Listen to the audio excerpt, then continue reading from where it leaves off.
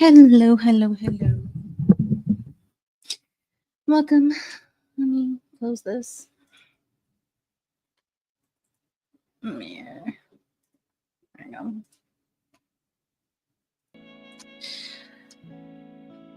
We are back with more Writingsprints. I almost forgot that I don't have my countdown. So I had to last minute pull it up. I'm so angry with it too. So angry. But I don't like that every time it loops, it pops up the thing. So I think I might finally upload it to YouTube.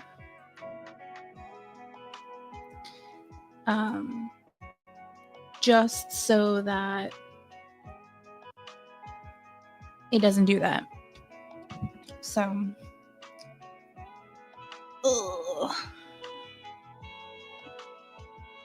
Super annoying, but it is what has to be done.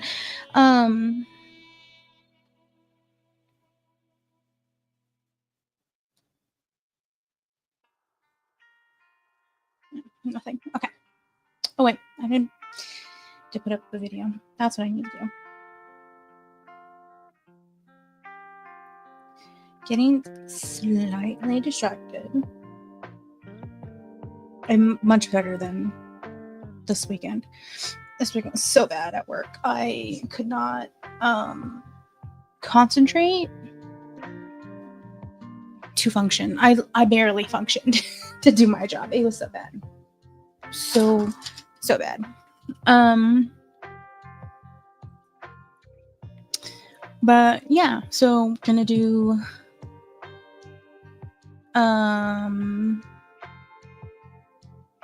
writing sprints. I'm still working on A Hunger's Desire.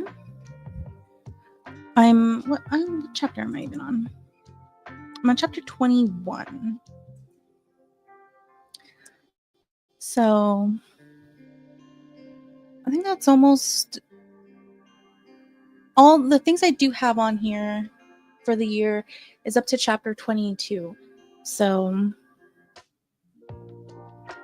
we'll see. That's a lot. And then Bungle just has to edit it. And then I could start posting stuff. So I think I have up to like 17. But this gives me space. A little bit of space. But July ends this week, and what I'm thinking I might do, now that I see that 21 or 22 is up there, I may just go as far as that and right up to chapter 22. Excuse me. And then I'll start editing the prequel. So, because I do need to get back on that. I need to edit the prequel.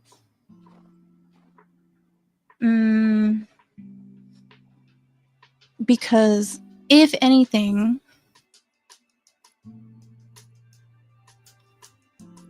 I might be able to put that up. Not the book, though. The book's definitely going to be a next year problem. So, we'll have to see. I still don't have an editor, because that would be the issue. Do I put up the prequel without an editor?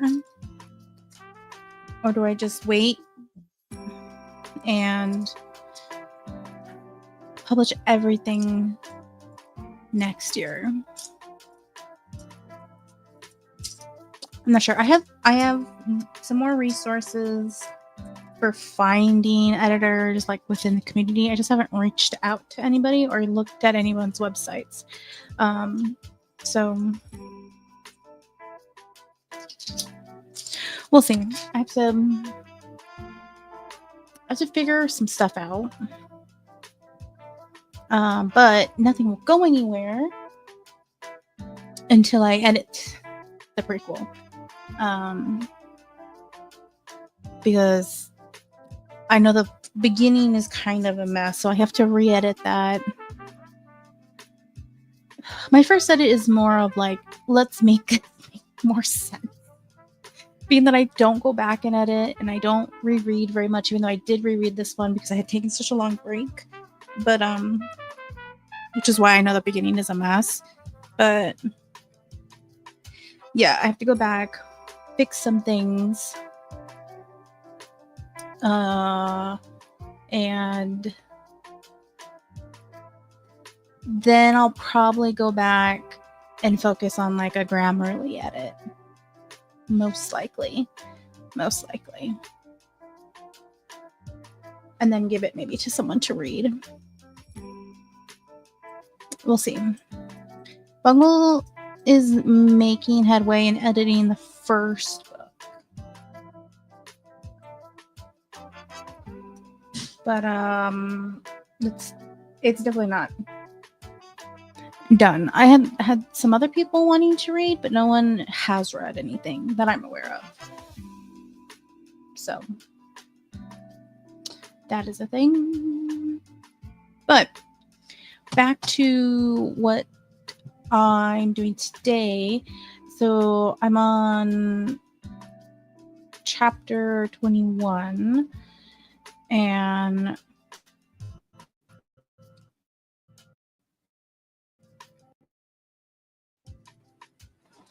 this sexual scene. But this is something that I was kind of already thinking about doing, and Bungle really like suggested based off of their reading and editing and their take while they're doing this about perhaps flipping the tables on how their dynamic is functioning, because if you've read Hunger's Desire, a lot at the beginning is a lot of Katya kind of having a hard time controlling herself, being really not reckless, but like impulsive. That's a good word. Impulsive. And Sebastian is very cool and calm and collective and very much in love. So I took the chance at this point to be like, I can insert an opposite, a moment where Sebastian is less and a little bit more out of control for reasons that I'm not going to spoil. But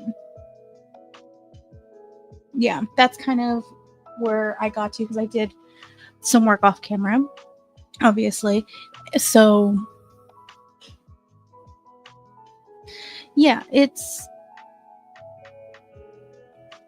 interesting. This is, I feel like, one of those things where, like, if I was writing a whole book instead of a serial, this is probably stuff that I would adjust going back and doing that first draft after the 0 draft.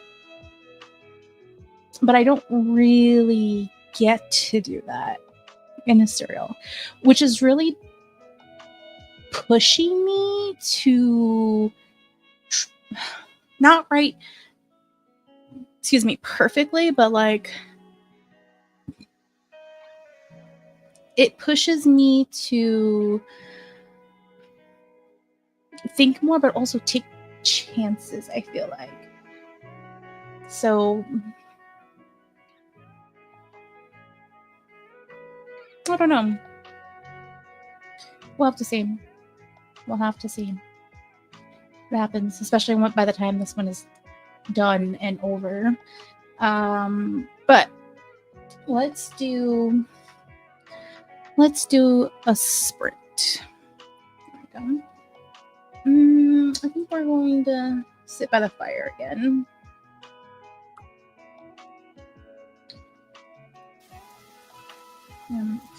Fire.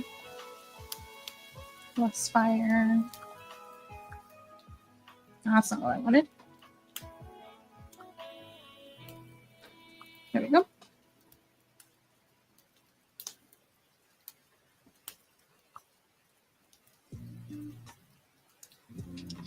Keep it 25 minutes.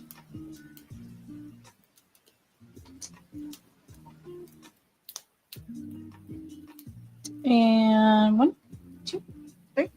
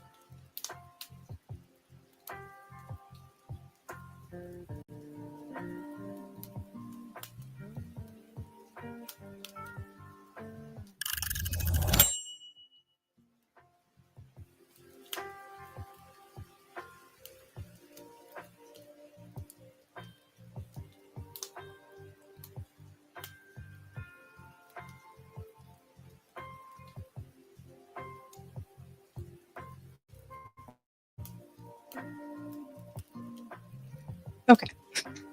All right. Welcome back. We had a JC pop up while we were sprinting and a Tang pop up while we were sprinting. Welcome, welcome. Excuse me. I had to go back and adjust some things, and then I had to go to my world building thing to remember some stuff and then to take some notes. So I only wrote like half a paragraph, something like that. My skin is so itchy. My eczema is driving me crazy. Hopefully the glove will help me, actually. So I haven't been too swollen, so I haven't worn it, but I'm going to wear it, so maybe I just won't scratch. But how did everyone else do? How is everyone else doing?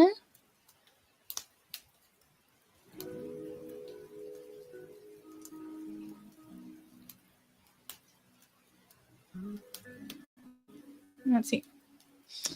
Writing is slow right now for me as well, but that's because I injured my hand in a fall Saturday night. Oh no, I hope you're okay. I'm so sorry. I hope you're all right. As like now having surgery and now knowing how it feels to like not be able to use my hand, hearing someone have a hand injury just makes me so worried.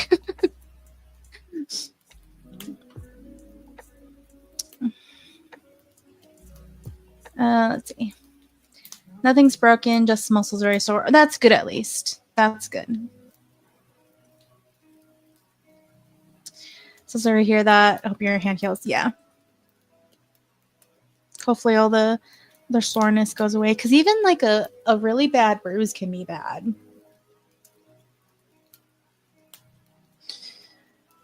I know like my mom fell in high school and had internal bruising is what she says that she had in her arm, and she has that like feeling or like people get when they break stuff for the weather still in her arm, even though she didn't technically break anything, but she had that like internal bruising. So thankfully I have leave and cannabis. Yay! I am not allowed to take a leave anymore because I'm taking like a super ibuprofen that the rheumatologist gave me. So yay. It's really weird to every time I think about that, I'm like, oh, I'm not allowed to take ibuprofen. Like the other day I had a little headache that thankfully went away very quickly. And I was like, maybe I'll take an ibuprofen and then I can go to sleep. And then I'm like, oh, I can't do that. I can't do that anymore. Because I was also having a hard time sleeping, which was the first time in a while since getting on the like depression meds, which has helped me actually be able to sleep. And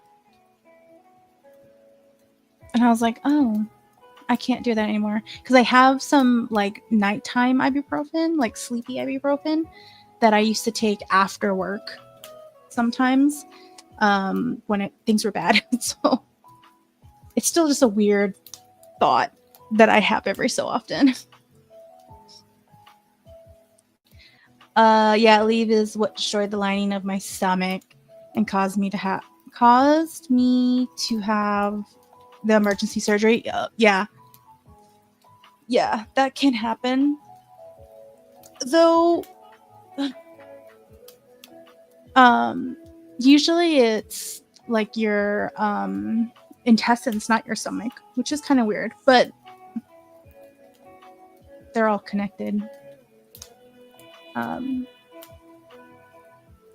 Yeah, if anything, they were more worried about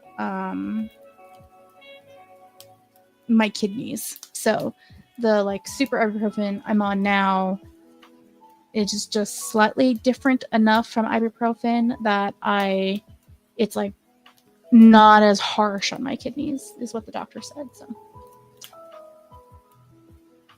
but that's just a stopgap. I don't know if I'll continue to take it once they put me on something for the arthritis. So I'm assuming it's a stopgap. I'm assuming they're going to take it away from me. I only rarely use Advil, only when it's very severe. Yeah. Yep. I do too. I mean, when I worked full time as a patient care tech, I was probably the most I took ibuprofen because I hurt a lot during that time. So, yeah, intestines. So, oh, you had the wrong thing. Okay, yeah, that makes sense. More sense. I just know they said it was a good thing I came into the ER when I did. Yeah, having like a proper GI bleed can be really, really dangerous. So, I'll pay attention to my abdomen to make sure. Yeah. Yep. I mean, and you have to take a lot of it and over a long period of time also.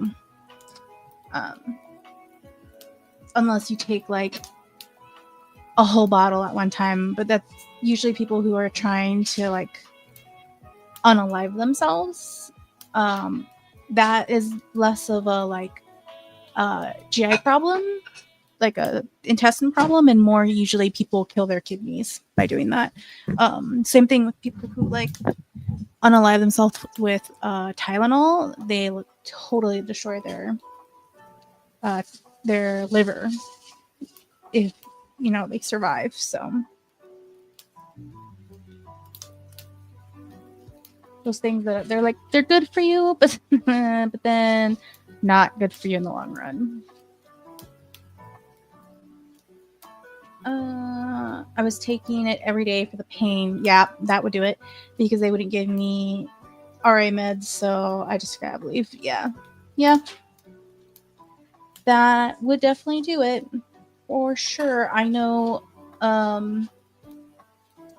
I was told a story from an older nurse when she used to work at when she was a young nurse and she used to work at a nursing home. There was a caregiver, like tech, like a person like me, who was great, and she'd been doing the job for a really, really long time, and everything, and like never missed a day of work. And then one day she missed a day of work, and like one day turned into multiple days, and later she found out she was in the hospital for a really bad GI bleed because she had been taking a really high dose of Aleve every single day because she hurt from the job, because the job is rough.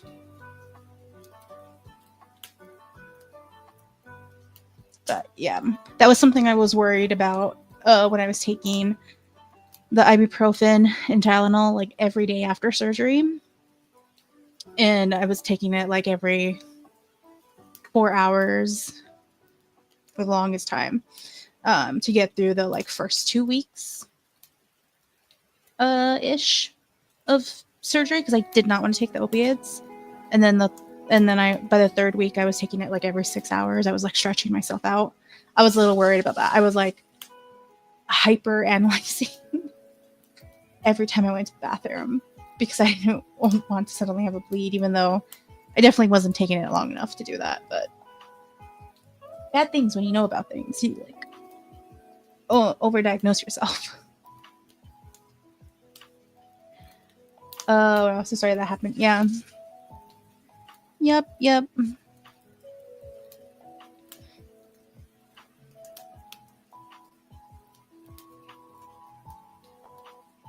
Yeah. Definitely for JC. I felt really bad for her while she was in surgery. No, hospital. That's what I meant to say.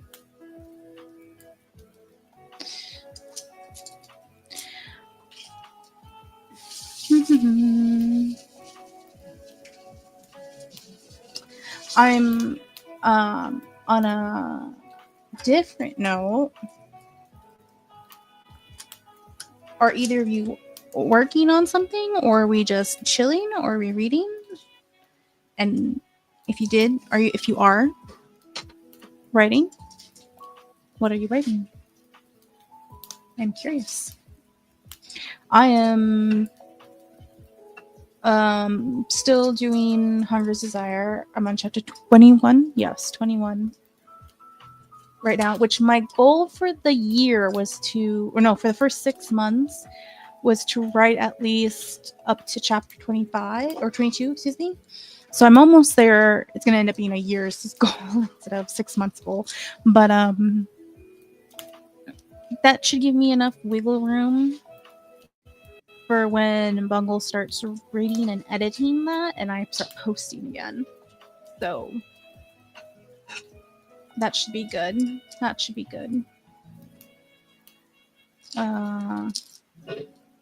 Because I know that Esther wants to do another binge on the story. And she doesn't have too much to binge, from what I understand.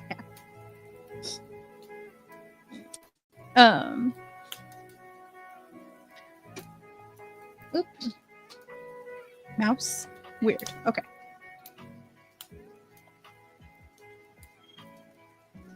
I think we got all the spirits, right? Yes, we did.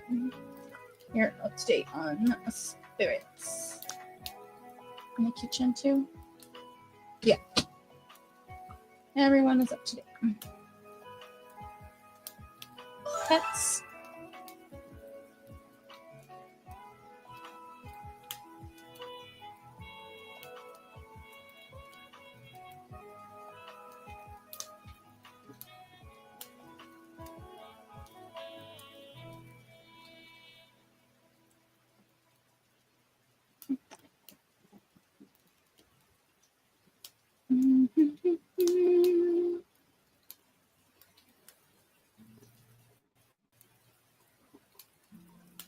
Okay.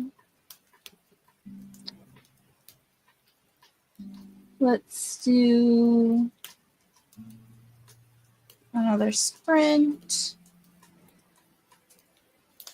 I broke my nail at work. I haven't found the rest of them, and it feels weird to have like one short nail because it's very short. It broke very close to the end of my finger.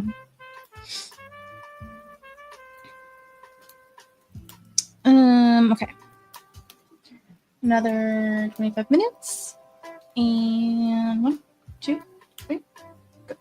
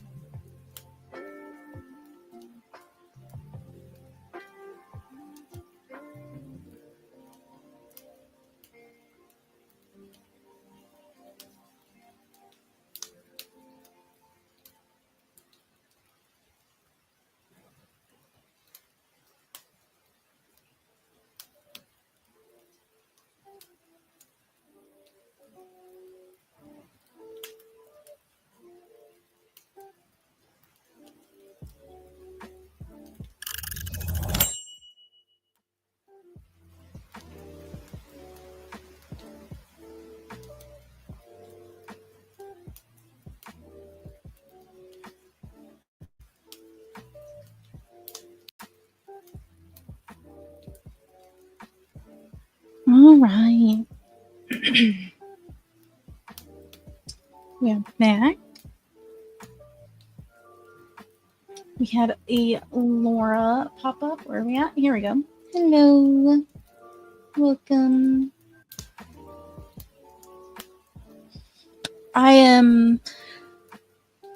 Oh, I didn't think I would. I'm enjoying writing my slightly feral vampire boy. Not boy. Man. Who is usually the most put together. I'm enjoying it. Fun. So much fun. I like it. This is the part that I do like about being a discovery writer, because I don't have much of a plan. And a lot of my points where I was like, oh, I want to make sure this happens and this happens and this happens is from Katya's point of view. Because she's the one that makes like the biggest arc change, even though Sebastian also has his own arc that is very similar to each other. But hers is the most drastic. So, I don't know.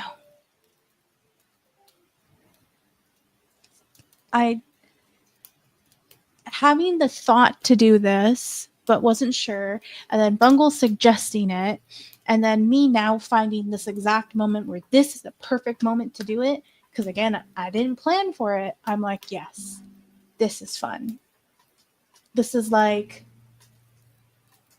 this feels like when you're just doing whatever, and then you open a drawer and you're like, oh, candy. I didn't realize I still had candy from something. And you're like, oh, yes, I wanted that treat. This is what this feels like. Like, oh, this is so much fun. I didn't expect to do this. And it's not even, like, they haven't even started having sex yet.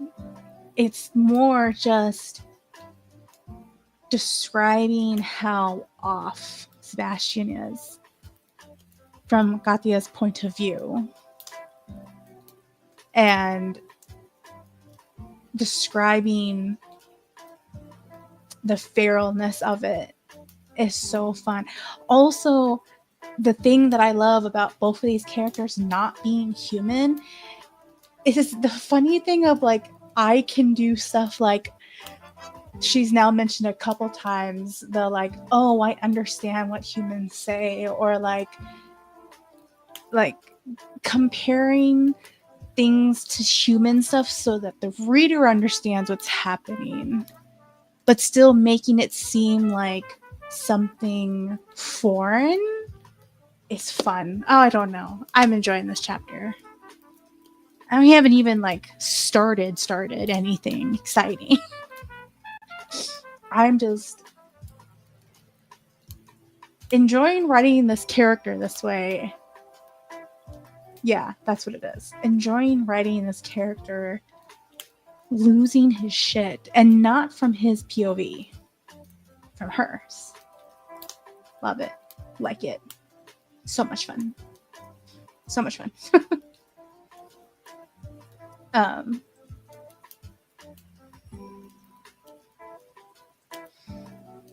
But I hope everyone else had a productive whatever it was that they were doing.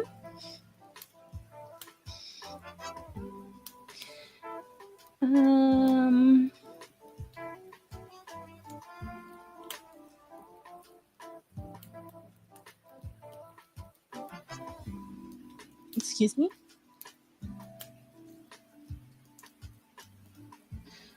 I'm incorporating beta feedback. Yay! On which story? I'm curious. For the Dark Academia 15 word opening. Oh, is this the one from last time with the like pagan god possessing somebody and the priest that I have now headcanon are in love with each other? Or at least the possessed god is. So I can submit it to competition. Yeah.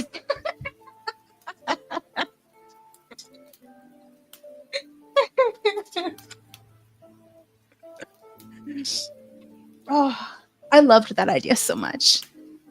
Yay.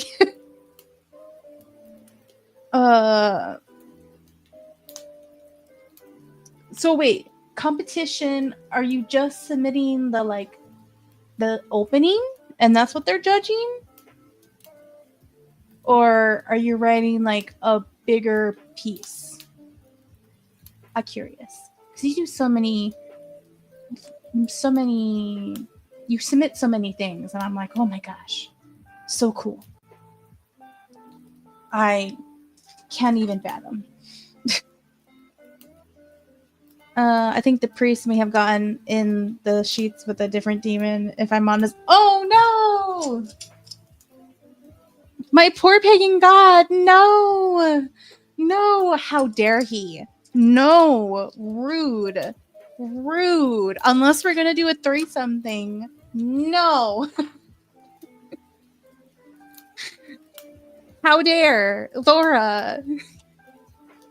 This is not canon to my head canon. I'm saying this didn't happen.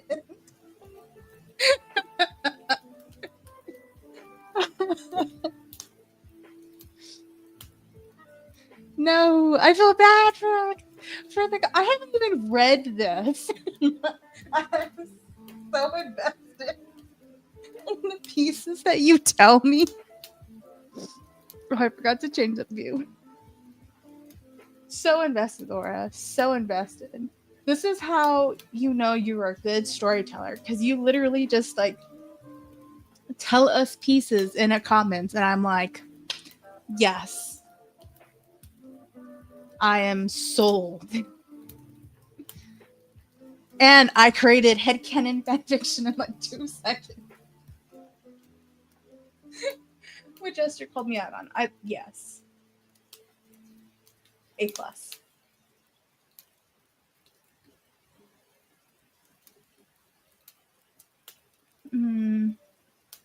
Hold on.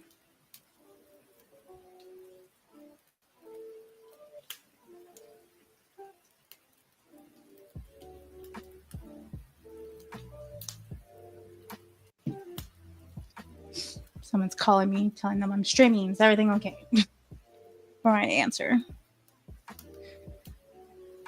Oh, I am so invested in this story.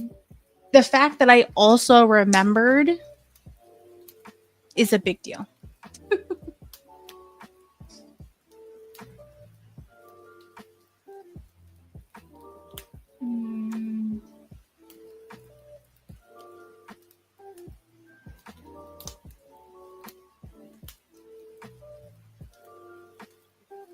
Okay. Oh, hold on. Answer back. Answer back.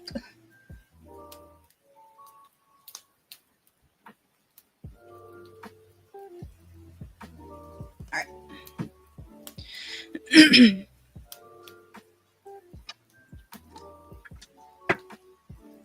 I'm going up to make water. You know what? That's what we'll do. Before I get into the like saucy stuff. Let's do 30. Actually, I might as well just do not a dot. 35. So I'll probably get up and have to use the restroom, because that's what will happen. So use the restroom, get some water.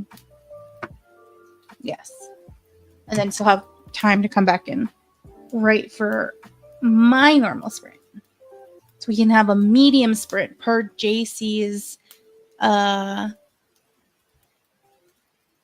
description of it.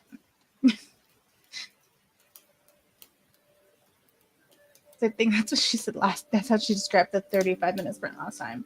It was a medium sprint.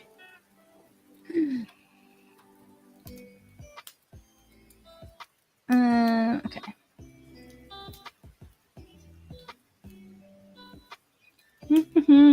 Okay.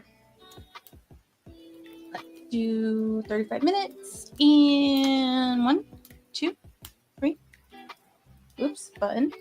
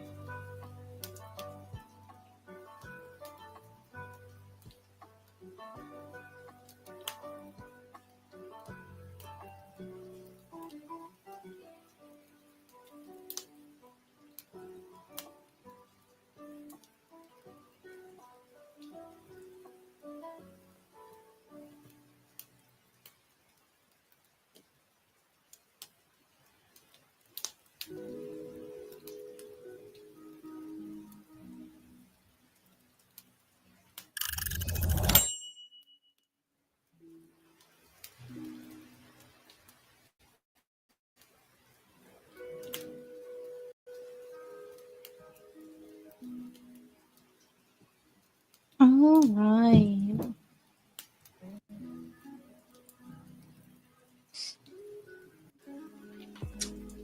I'm still super excited writing this, but I'm also thinking a lot because I've now gone twice back through the chapters to check on stuff and read things for like preferences. So, but not preferences, to double check vibes. There we go. That's a better word. But Laura has incorporated all her feedback. Yay. Come on, StreamYard. But needed to wait for 3 others to read it and give her thoughts. Yes, there we go. You're feeling better about it. That's good. That's always good to be like, to have that feeling of validation. That's what it is. Yeah. To feel validated by other people being like, this is great. Yeah, because you worked today, didn't you? I commend you for even doing work. When I was doing the 10 hours, I felt more inclined to do work, but now that I'm doing 12 hours, I'm just like meh about doing work, doing stuff after work, because I'm just like mentally exhausted a lot of times. I work an hour earlier tomorrow too. Oh no. I thought you had Tuesdays off, or did they change your schedule again?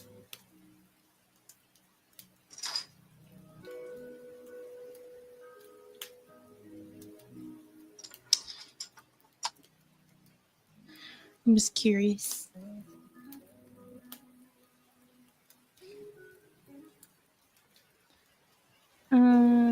Yes. JC agrees. Oh no.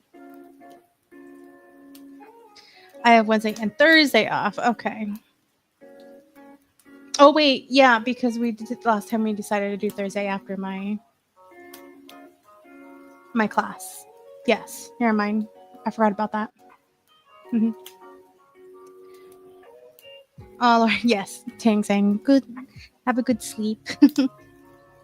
Let's see, I'm gonna get these tickets.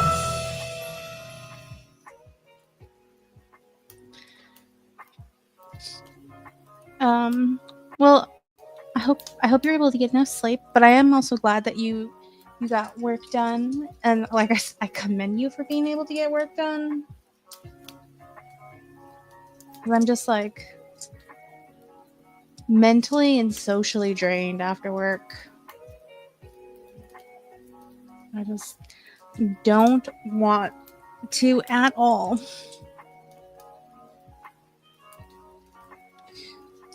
Just why I think hopefully when I finish this schooling and hopefully I pass the test and I can start doing work from home, I won't have that problem because I won't have to go anywhere to socialize with people.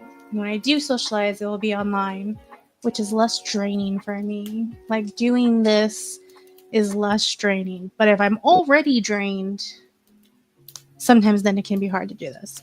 But I have much more capacity to do like hours of streaming than I can being around people IRL. Let's see. I also did the dishes and walked Roy tonight. Yay, Roy walks. Give our kisses from me, Laura, and me too. All the love to the puppers.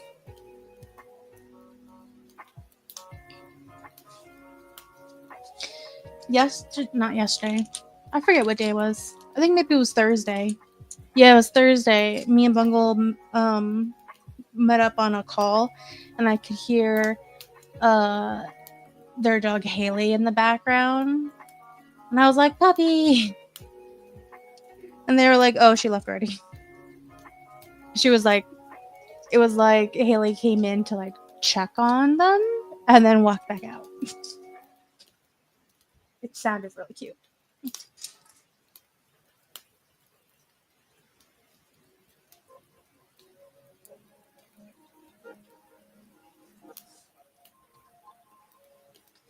Let's see.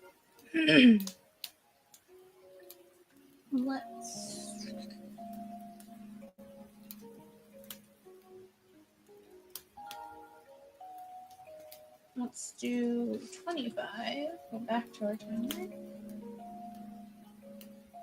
Oh, a cousin. Was one of your siblings getting a dog?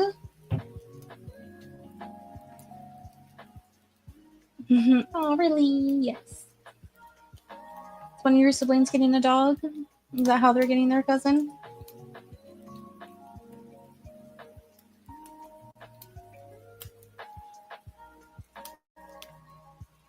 Yeah, definitely. Especially because Roy still seems like a hyper boy. Haley is not. She's an. I call her puppy, but she's an older dog. But I will still call her puppy forever. One of my sisters is getting a dog of the same breed too. Ooh, that's nice. That's fun. They can be twinsies. So cute.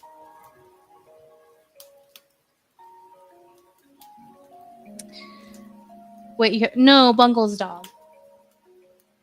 Haley is Bungle's dog. Bungle and Blunder's dog.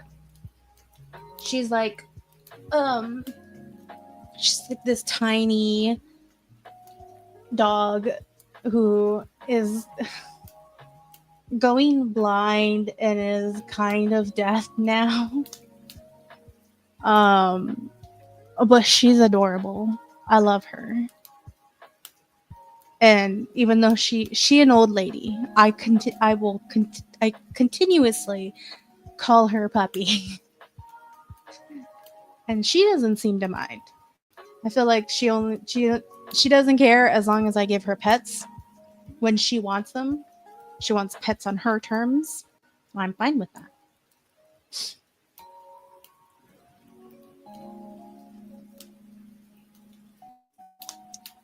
Oh wait, no button. Okay. I was about to say, how did I not know this? Oh, poor Pepper. Yeah. She's getting old. She's getting sick a lot too. I think it was last month, or maybe it was in May that Bungle told me they had to take her to the vet for some reason. So, but she's she's okay right now. But she's definitely having the like old doggy problems. But it's okay. Still love her.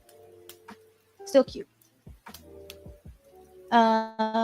Roy is 4.5 years old. Ooh. Is that like teenage in dog years?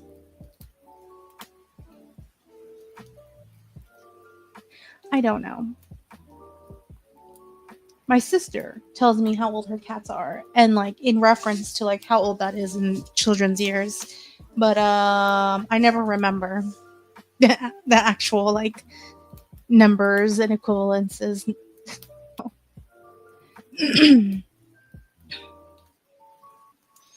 Like I do know that my brother's dog is young. Like not a puppy, but like young, I believe. I'm not sure. His dog is spoiled and she has an attitude, so she like only likes him and tolerates my brother's girlfriend. Oh, actually no, now she's a fiance. They just got engaged like last week. So excited for them. I have to get used to saying fiance now. No, it wasn't last week. It was the weekend before that. 2 weekends ago. It's 2 weeks ago. Oh my gosh. And that leaves me with one sibling left. And ironically, we're going in order of birth. Well, I got married first. My sister got married. And then now my brother is. And my baby brother will be last. Want the opening paragraph? Sure. Give me the Dark Academia.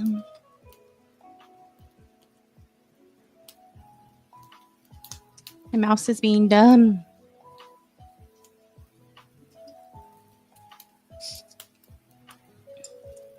But I do want a dog. We have talked about getting a dog, the three of us. But the pet fee is so high here. Because we have a fee, and then you have a payment that's added onto your rent to have an animal. So we have not. We're going to wait until we get a house or rent a house. One of those two. And then we'll look into getting a dog.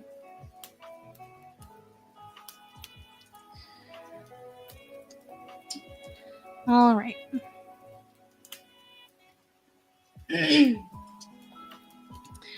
My mother's intestines were on the wall, their dark gore dripping into the rug she had me beat the dirt out of just this morning. I'll never be able to get that stain out. She never taught me how to get blood out of wool. My mother's intestines were... Oh, wait, no. Never taught me how...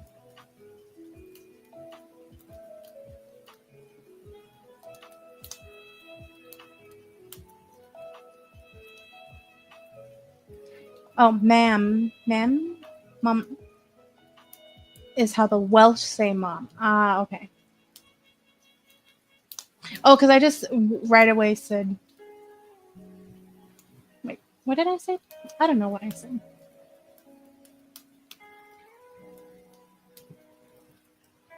I need to reread this because I feel like I messed this up. Hold on. We're redoing this. Okay.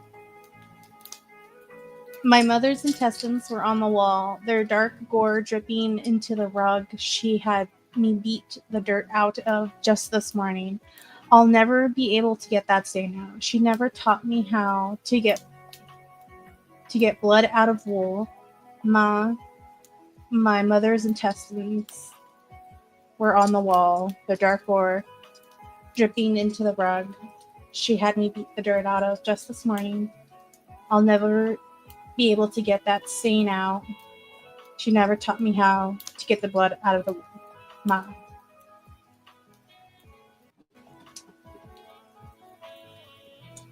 That sets a terrifying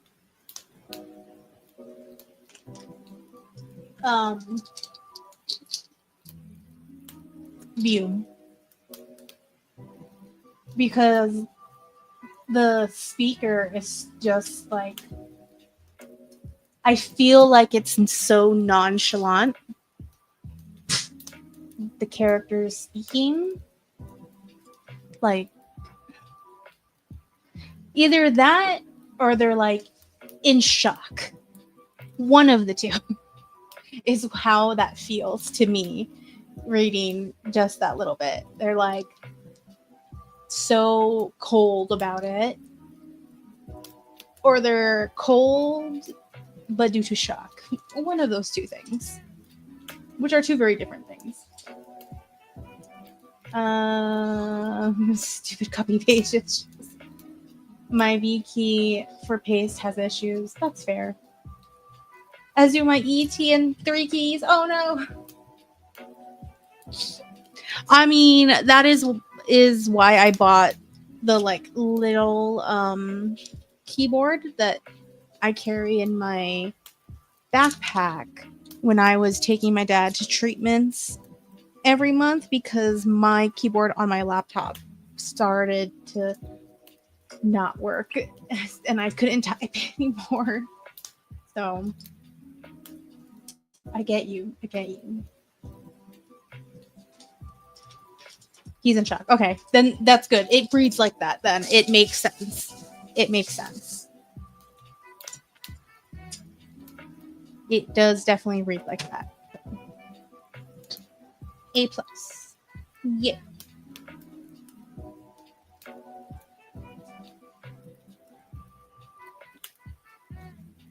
I don't know, Laura. It's so good. I can just see it. It's so visually striking. I don't know what you do. This is why I refuse to read your short stories, because I'm going to scar myself. I know it. I know I am. And from what everyone said and how they describe it, I am going to. So it's bought, sitting in my Kindle library to never be read, but it's sitting there. Oh, and I can't imagine listening to the audiobook too. Oh. I just no. The how terrifying I'm imagining myself be. No. Nope.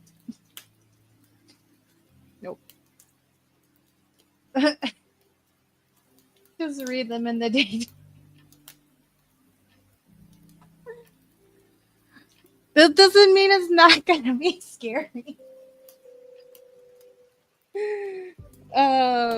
She has some on her channel that she reads herself. Oh no, that's even worse than what is it, Gwenna, right? Gwenna's the voice actor you have reading for the official audiobook. Oh my god, no. I say no with all the respect and love. That's just like, I would not. I know I would not be able to handle it. Do you want to read 150 word beginning of a study of demonology? Sure, send it to me and I will try to read it. That is what I'm gonna say. Actually, right now is probably a good time for me to read it, even though I've been in like a general reading slump. I keep getting notifications from the library being like, your book needs to be returned, and I keep either renewing or putting books back on hold, and it says 0% because I haven't even tried to read it, because I haven't been wanting to read anything except fan fiction. It's bad. It's bad. But I refuse to let the library not let me check out the books. I'm just in an endless cycle of checking out the same books or re-putting them back on hold but not reading them. Oh, my end of year on my star graph is gonna be so sad. It's gonna be like one of my lowest years in a long time. Laura has an awesome reader. That's what I'm saying. It's like, yes, that's what I'm saying. It's words. Oh my god, brain. It would be so amazing that I would be extra terrified. That's what I mean by that. Yeah, I'm gonna, yes, I remembered. Yay. Yeah, no. It would be so much more terrifying because Laura's reading it. Like, I can feel it. Like when she reads some of her like creepier poetry, I'm like, whoa, chills. But to read like a full listen to a full short story, no, nope, I'd be too scared. I have love and support for Laura, which is why the book just sits in my Kindle library unread. Because I can't. I can understand that. Yeah. On Discord. Let me at least open it. That way it's in my thingamabob. In my drive. There we go. Oh, I left the thing up. That. There we go. Here we go.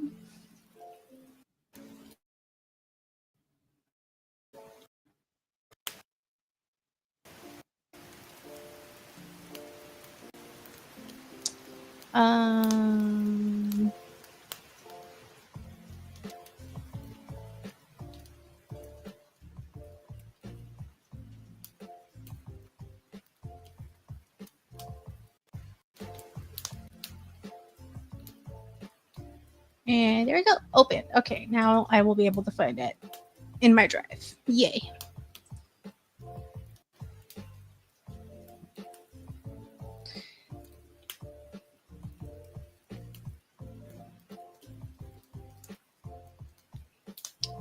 Oh, okay. Hold on. I'm going to do it on my phone because the computer kind of freaked out because I opened Discord. It was like, you're asking me to do too many things.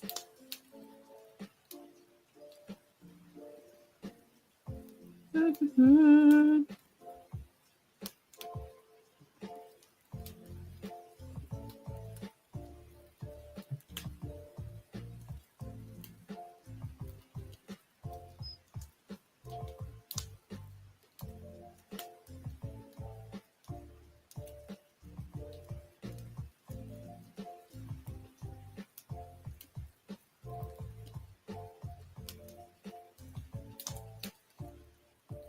Okay. I'm meeting our already friends on Discord. I forgot.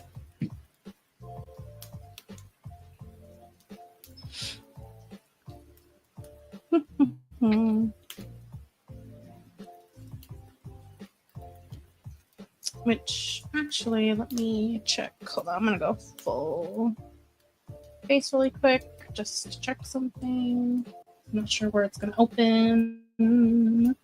Yep, it's gonna open on that screen.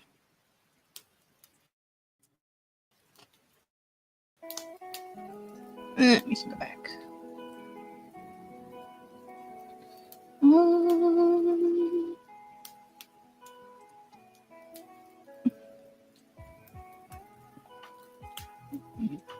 Change up those settings. Okay. There we go. Yay, friends.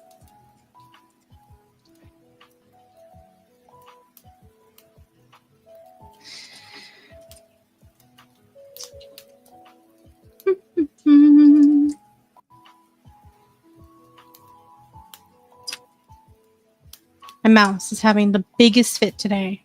Can you please work? Thank you. Okay. Let's do another sprint. See if I can finish the chapter today. Because then I'll have one more chapter. And then I'll be done with, technically it was a 6 month goal, but it can, I guess, end up being my year goal, because then I have to go back and do like quick look over of the chapters I've written this month and then send them to Bumble for them to like polish it enough so that I can post them. Which I don't know if it will be this week, because I have this is another like doctor appointment week, and I'm not looking forward to it. Not looking forward to it.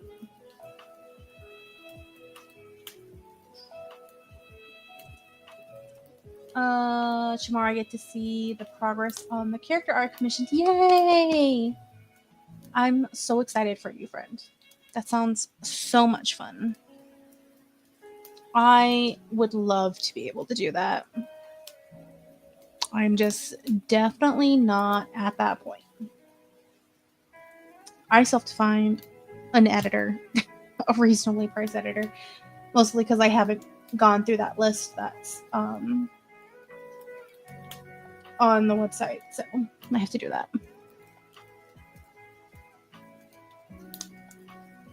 Bum-ba-dum.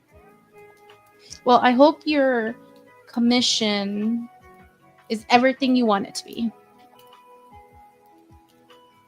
because that's always fun.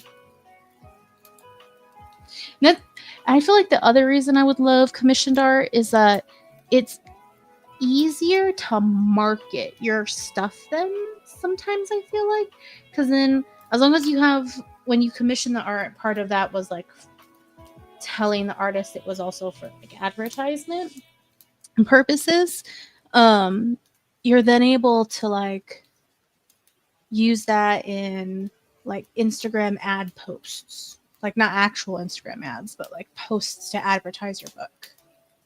Yes.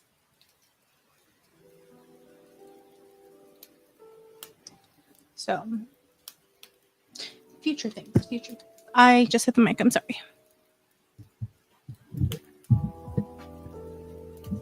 I'm gonna move my poo up.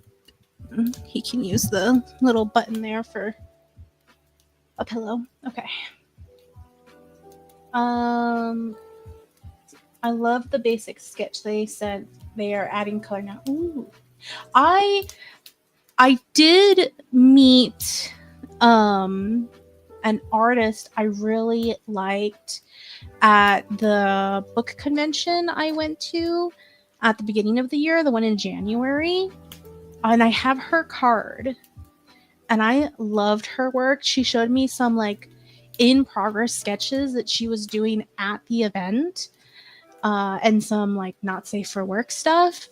And I loved it so much that I think when I'm ready to do art stuff, I may reach out to her to do it because I did like her style and I liked how she did like creatures. So that would be fun, which I still have not put out any of those vlogs, including the Festival of Books vlog. Partially because of surgery and partially because I couldn't. I am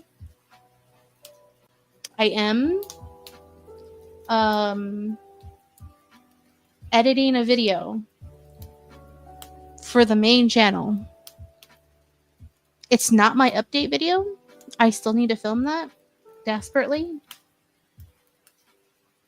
My like quarterly update video because I didn't want to write a newsletter post on Ko-fi. Now I should have just done it because it would have been faster. But there will be a video coming.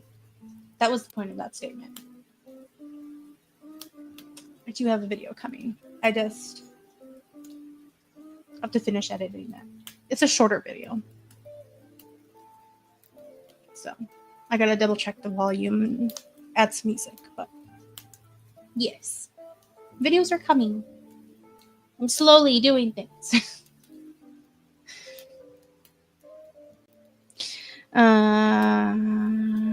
Okay, let's do sprint. Oh, wait.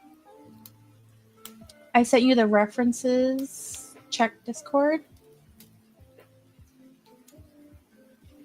Oh, wait, hold on.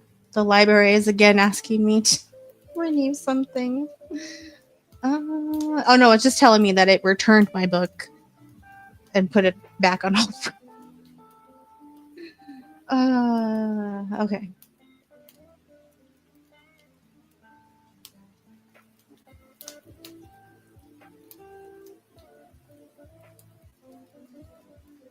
Ooh.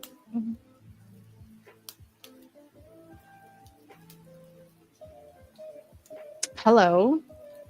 I'm so weak for like light-haired supernatural people. One of my first crushes, Spike, I set a tone in my life. I like that. This is going to be so cute.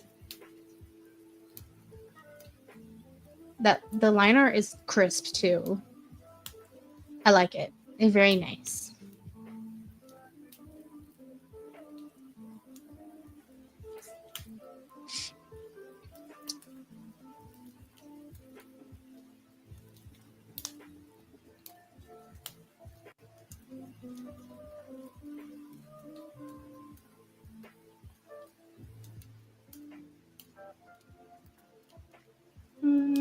Okay, close that.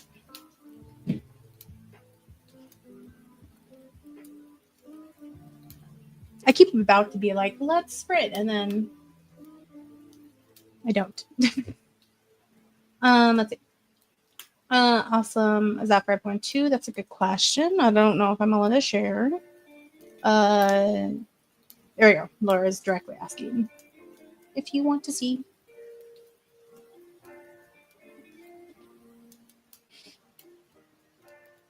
I keep thinking I have my hair clip in, but I don't because I had to go get x-rays today. So it's just a hair tie.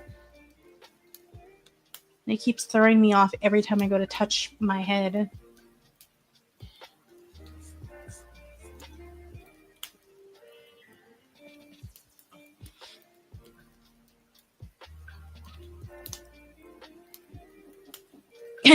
Turning into a pumpkin. Oh no!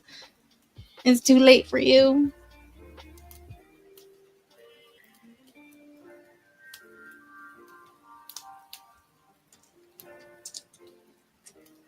I have to at least get up by 10:30 tomorrow in order to get up, eat, shower, and then leave my house for my first appointment. That's at 1:15, I think. And then I have just enough time to leave that one to go to my next one. And then leave that one. Hopefully I have enough time to run to the pharmacy, which is next door, meds, and then run to the next doctor. So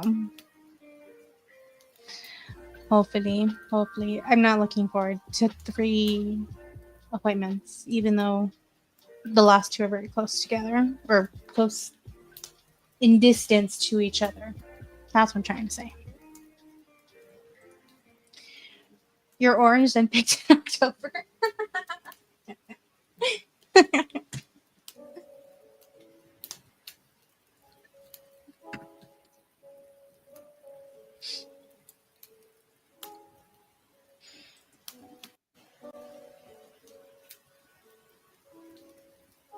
curious real quick about the top band settings. We're only at 150 XPs.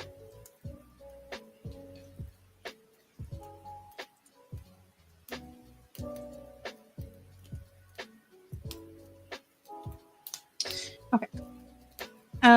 It's spiritually after midnight, and I'm no longer a carrot.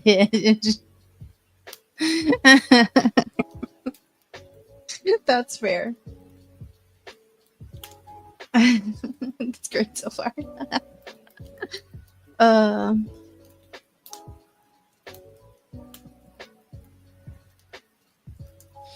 I still think it's kind of ironic that I took the break in July and I'm writing Hunger's Desire chapters right now, because July was the birth month of Hunger's Desire.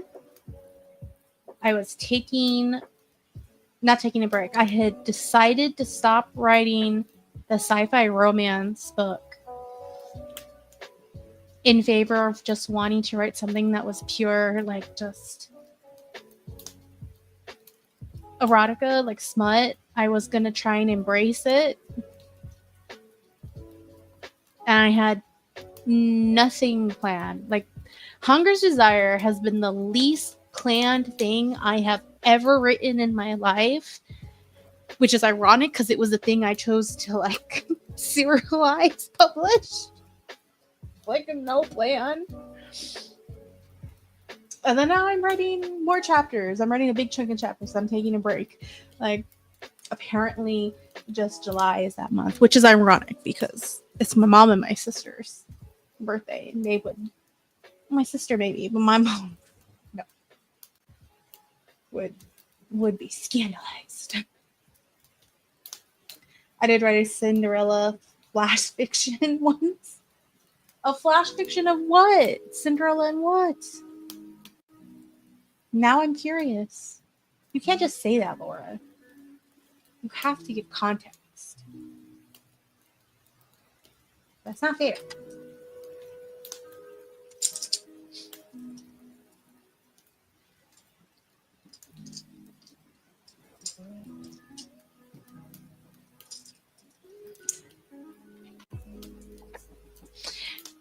Which then, talking about that, in August, if I'm going to edit the novella, that is when I started writing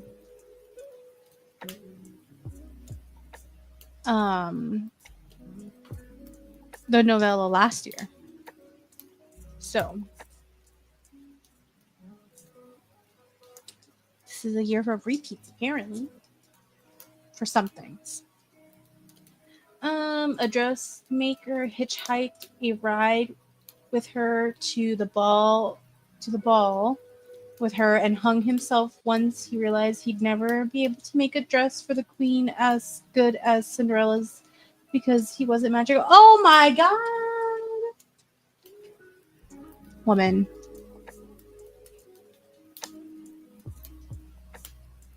I don't know why I started reading that and was like, oh, cute. I should have known. It was not going to be cute.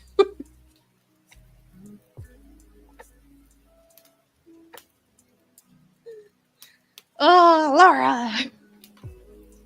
No. No.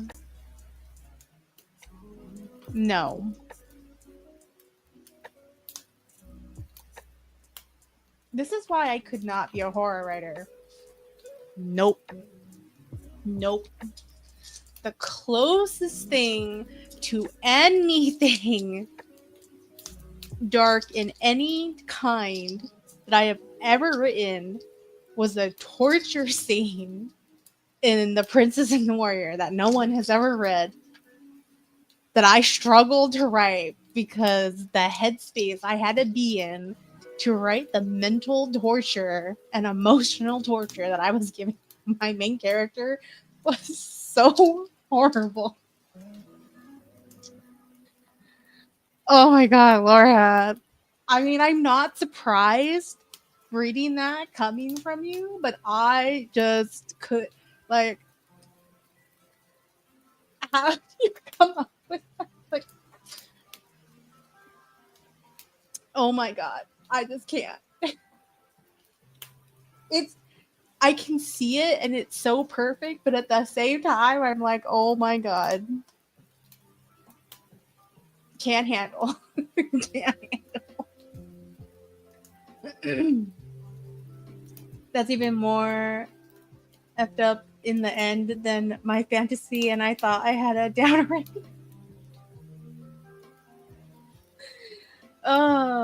Right. I've never written a sad or down ending. That's a lot. Well, The Princess and the Warrior has a bittersweet ending. It's not necessarily a sad ending. It's just not a happily ever after. It's not a romance. I really need to go back to that. I've been talking about it so much. I feel like the universe is being like, please read me and fix me. But it's also 90K words. It's so big. Oh, it's a lot. It would take me a long time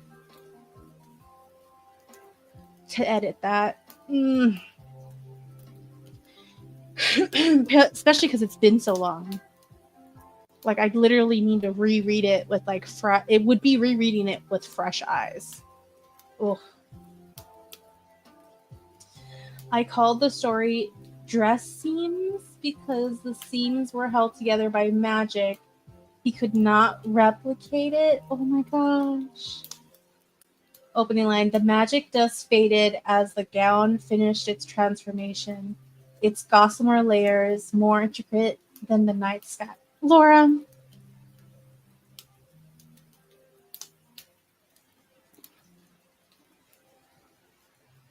How is that so beautiful?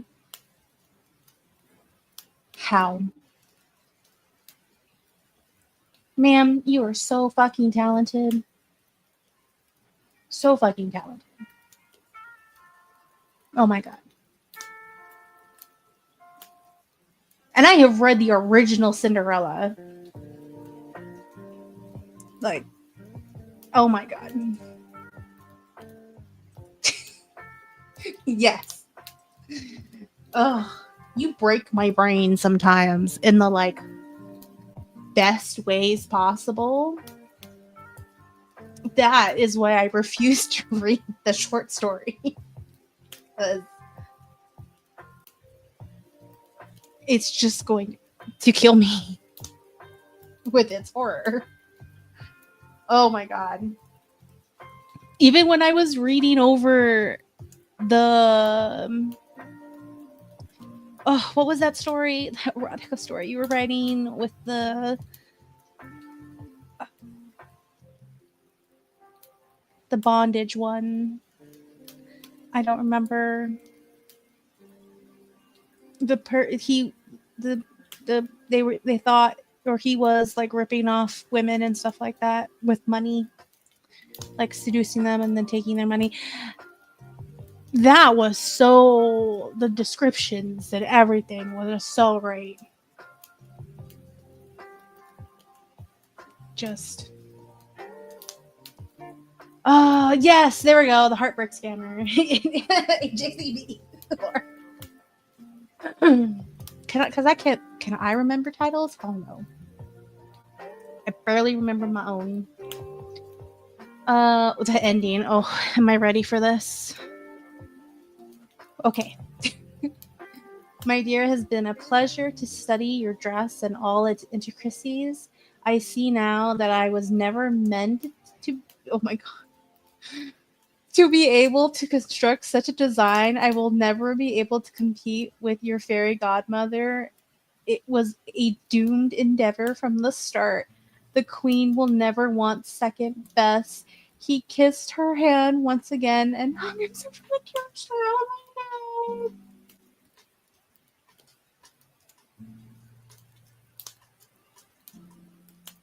Oh my god. Wait, no, let me take it down. There's something that's duped. Ah, Laura. Dada.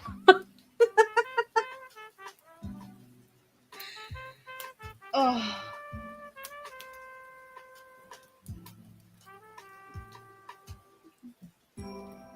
Ma'am. Is all I can say. Ma'am.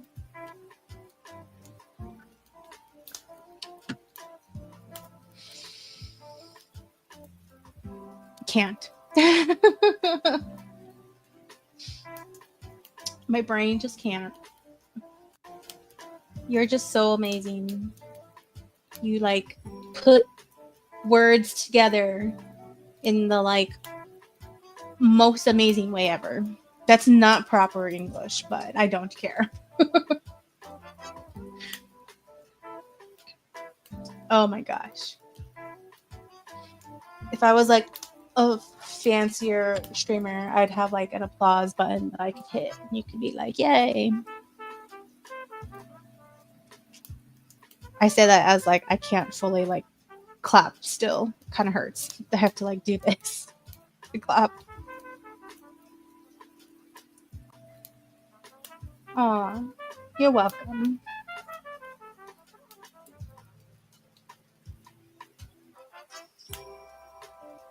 All right. Let's actually do a spray. Laura could go to sleep. I know you have to.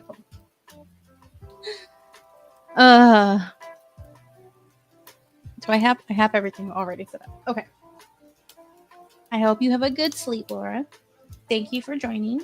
I hope your day is good. Excuse me. Sorry, tomorrow. So let's do 25 minutes. And 1, 2. Ready to go to sleep. Thanks for the company. Of course. Thank you for hanging out. And I think Laura makes people around her better writers. Yes, she uses her power for good, for sure. 3, go.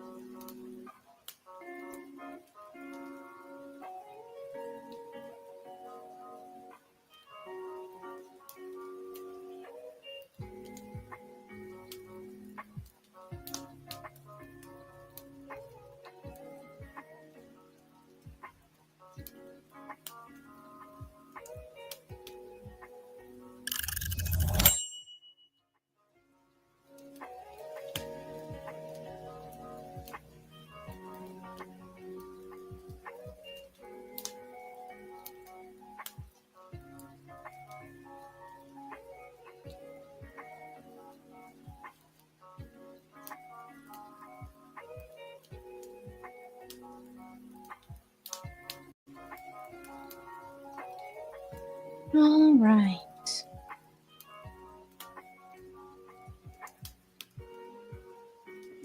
We are done with that.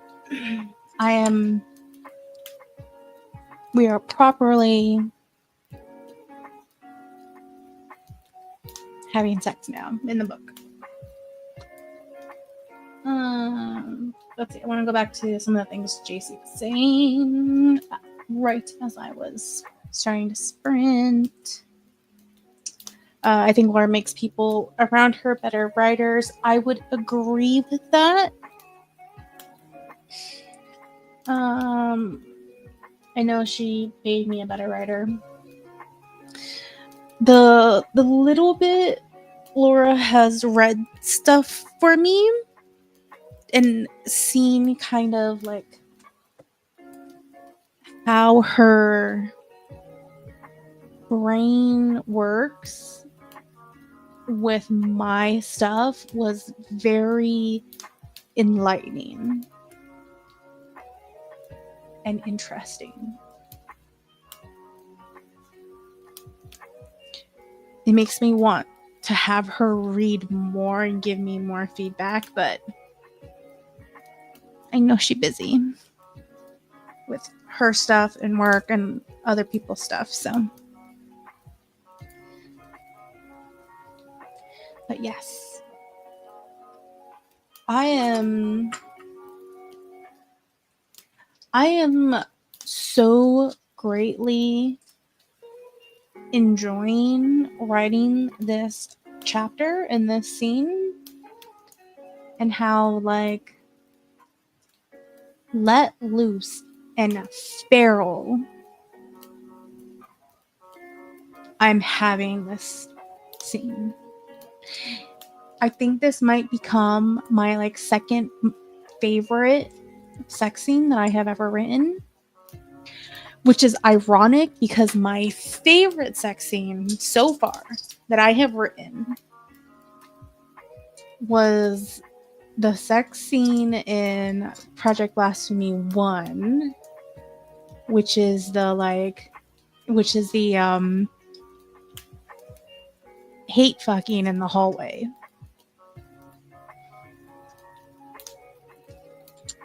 Yeah. And that was like sapphic, I guess, oral stuff. There wasn't even any P&V involved in that. But the emotions and how like the feeling when I even read it back is still my favorite. How I'm writing this scene though, it's getting to that level of I might enjoy reading this back to myself. I might like it, which might just mean that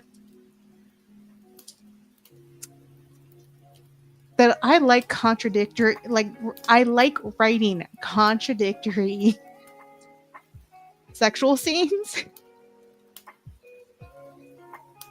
Because if this one is like Sebastian losing his fucking mind and being possessive and like going full vampire power, and then the other one was also like let loose power, kind of also I kind of hate you right now, but I'm also attracted to you. Like I'm sensing a pattern. We'll see if this continues. That these are my favorite scenes. Oh, that's an image. The hallway one. The hallway one is amazing. I love it.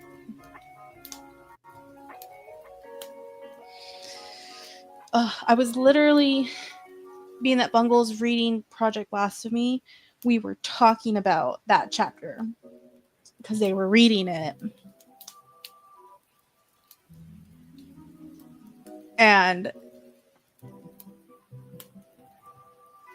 they were saying that it's kind of intense. Yeah. We're fine, Google. You don't need to not allow that. We're good. Yes, the hate fucking in the hallway. Yep. Yes. Love it. That scene involves, by the end of it, a poor wall having been abused. Being that I don't ever write human. That's a lie. Project Blasphemy 2 has humans, but has a human. But I've mostly written supernatural-ish beings, and you know what? Human-made structures, not made to like contain things, and I took advantage of that, and I may have slightly broken a wall in Project Blasphemy 1. I may have broken, the characters may have broken the wall in the hate fucking scene in the hallway.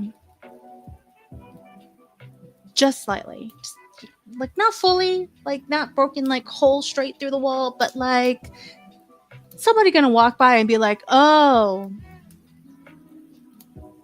need to replace that. Need to fix that. Yup. Well, that, yeah. Enjoyed.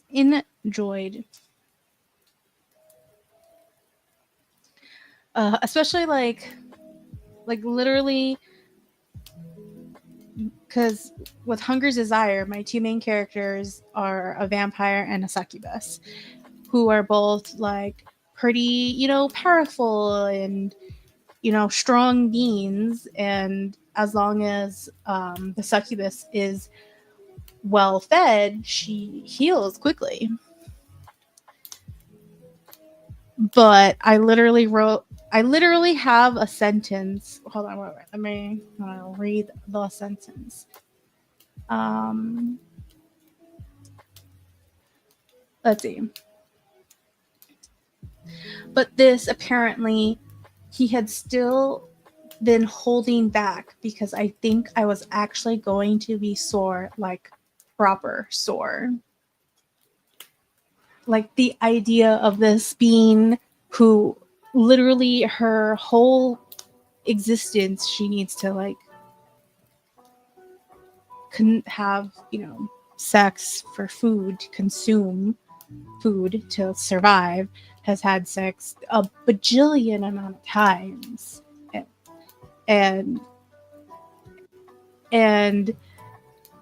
there were certain things that like she reads in books or hears women talk about or like other females talk about that she never gets to experience because all her like partners are human, so she doesn't get to experience that because she has to be careful to not break them. But with her current vampire lover, who is much stronger than her, she's finding out right now when he's fully fed, specifically off her, she's getting to experience things in this moment, especially in this particular moment. Yes. Wait, I come back to the tab and the first thing I see in the chat is hate fucking in the hall. I'm talking about, we were talking about the hate fucking scene in Project Blasphemy that we've all heard. I shouldn't say all. If you were on that day that Des read my snippet, she read that scene. But yes, we're talking about that because I'm realizing I might have a trend of like, my favorite sexual scenes that I've written, maybe the like crazy intense ones, because the one I'm writing right now where my well put together vampire man who like never ever fully loses control is losing his shit right now and giving our succubus the like most amazing fuck of her whole entire existence.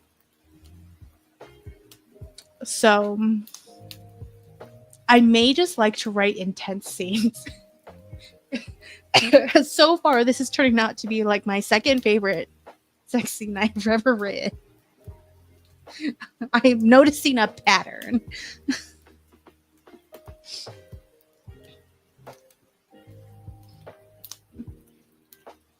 But yeah, that's what we were talking about. That's what you came back to.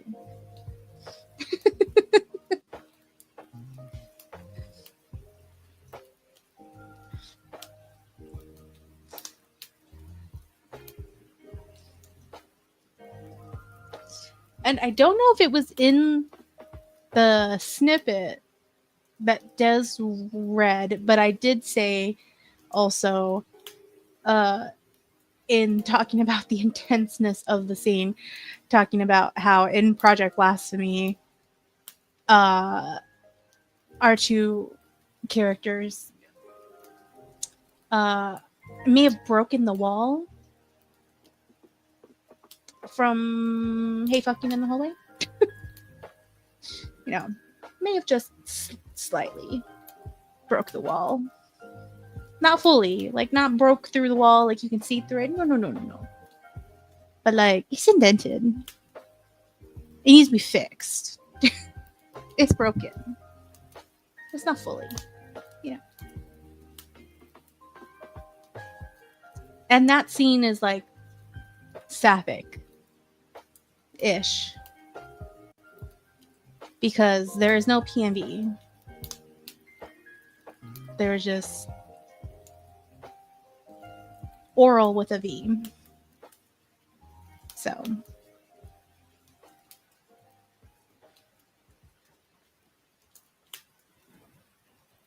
But yes, that's what we were talking about. Because I'm so excited writing this.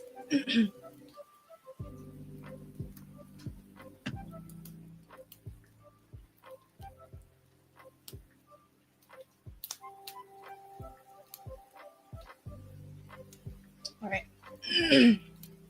Let's do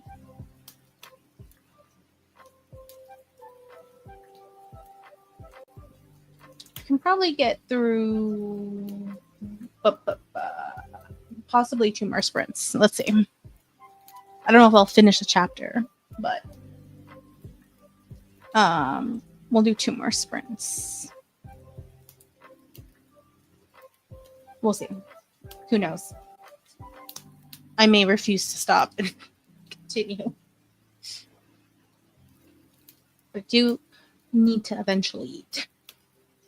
Still, I'm not hungry yet. But. Okay. What am I looking at? This one. The mute timer. There we go. Okay. 25 minutes. And 1, 2, 3, go.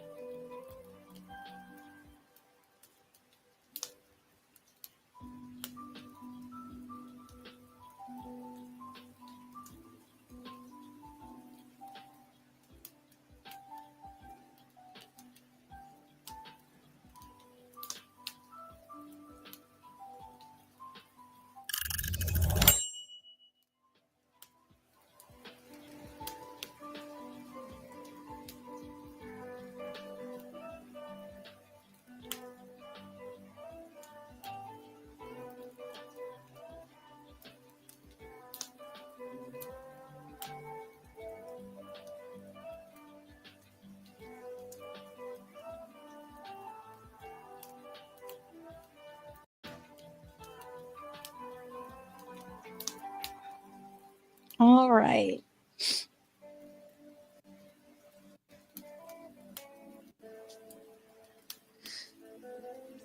We're still going. Still going.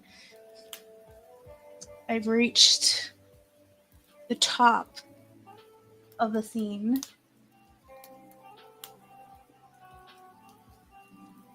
And we're coming down. Not that we're calming down, we're just de-escalating. Yeah, that's a better term. Let's see. Chang says, I can't really say much about weird sex scenes. The one I wrote for this book involves an elf and the human lover he hasn't seen in 55 years, and she's now 75. I think I remember you saying something about that.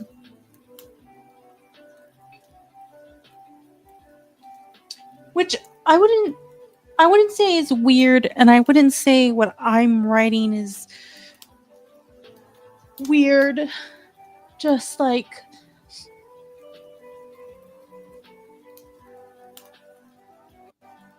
intense. Yeah. And intense in like a raw way versus like I could see a sex scene with these characters, especially because of age. I could see it being more of a very like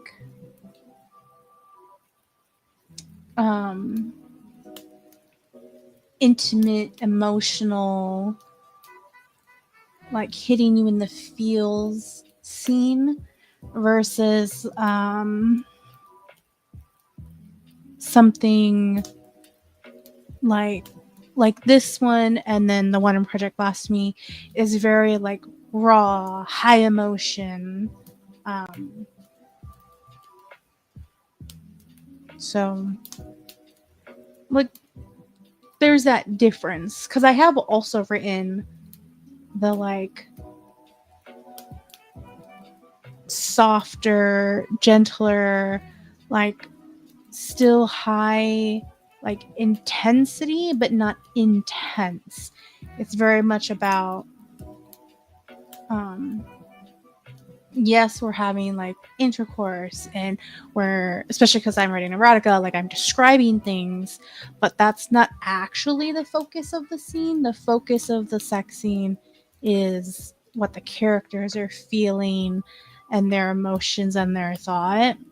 So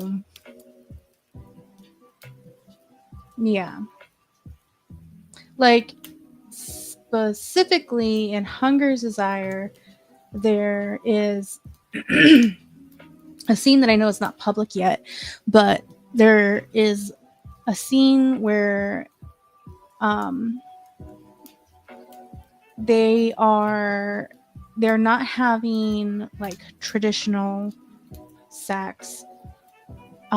She is giving him head to consume her meal, and because she doesn't necessarily want to go like fully and have penetrative sex. She just like doesn't want to. She's had a long day, but she still needs to eat. So he tells her it's fine if we do that. And though he is also hungry and needing blood, so he tells her it's fine, and he can like take some from her wrist or like her hand or something. And how I write it, where and because it's in Sebastian's POV, he's enjoying the feeling, obviously, and everything, but the feeling of how like them constantly like reminding each other everything is okay, and like they can fully be fed from each other because neither one of them are human is such a like emotional intimateness of it, and the idea of um when he orgasms, he bites into her and starts to feed himself, and it's like a rush of everything for both of them.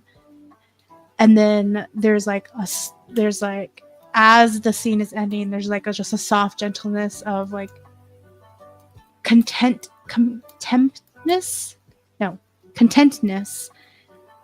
while he's eating, and she's just kind of there. Unlike if she was human or he was human, they'll like, yes, I have to feed and I'm feeding off of you, but I also have to take care of you, human. And I don't that even though none of those kinds of scenes have been like, I would say, ranked as like my favorite, I do enjoy writing the like soft, gentler scenes, especially when they're placed in the proper places. Yes. Because sometimes I feel like some scenes, especially for like erotica that is written purely for just smut, like they're one thing removed from being corn. And it's just constant intercourse everywhere, and there's really no purpose for it. And it makes me so upset because I feel like it's very abusive of something that can be very precious and very emotional and very like intimate, even if it's not emotional, and it's very like physical. Like the scene I'm writing right now where like my vampire is like borderline feral. At this point, there's really no emotions, but Katya, my succubus, is feeling this level of intimacy because he's going so feral, because she's getting to experience things she's never gotten to experience, even with him previously realizing how much he is still holding back and protecting her because he's afraid of hurting her. And playing with that is interesting and fun to me, at least. And why I hate the erotica that's written just for smut purposes. I don't like it because I feel like it dilutes the point of it. But I'm not going to get on that soapbox. I've got on that soapbox multiple times on streams.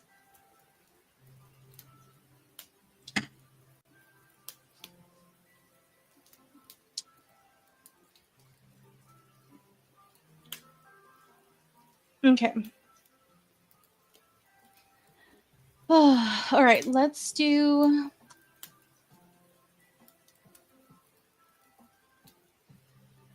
I want to do one more sprint. Can I squeeze in 2? It's 11. By the time I finish, we'll be close to 11:30. I do need to eat. Starting to get... We'll do one last sprint. Yeah, because I'm starting to get hungry. Which probably means I should eat.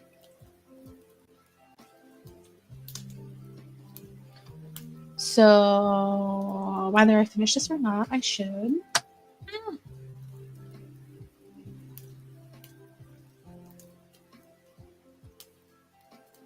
Oh my gosh, my phone. My hand almost failed me. I wrote mine partly because it was the logical outcome and partly to fuck with all the fairy smut fantasy. Yeah.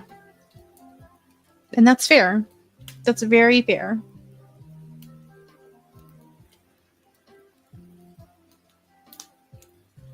Especially because not that I have personally read a lot of the like fairy smut that got like that whole thing very popular.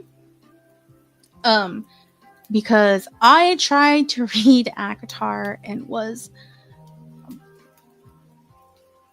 bored out of my brain, and I did not care that everyone was like, "Oh, you need to get through book 1 and read book 2, and that's when it's amazing." I think I got through like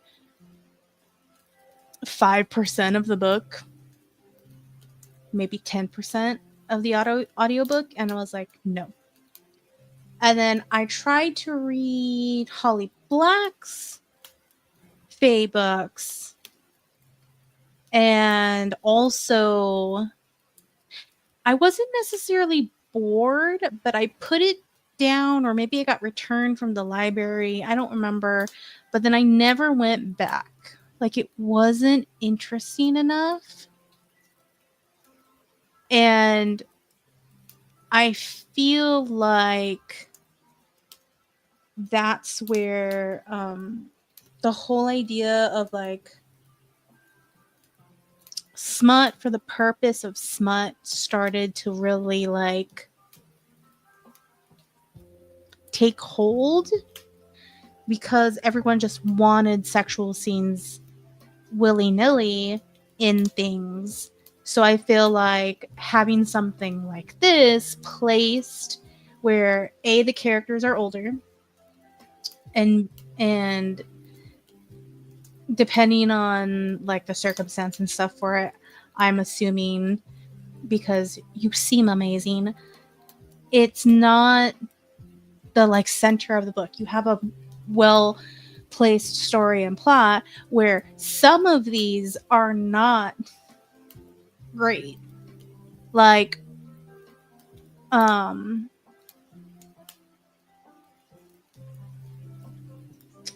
forget what it was called. The dragon book that got really popular. I read it because I wanted to read dragons.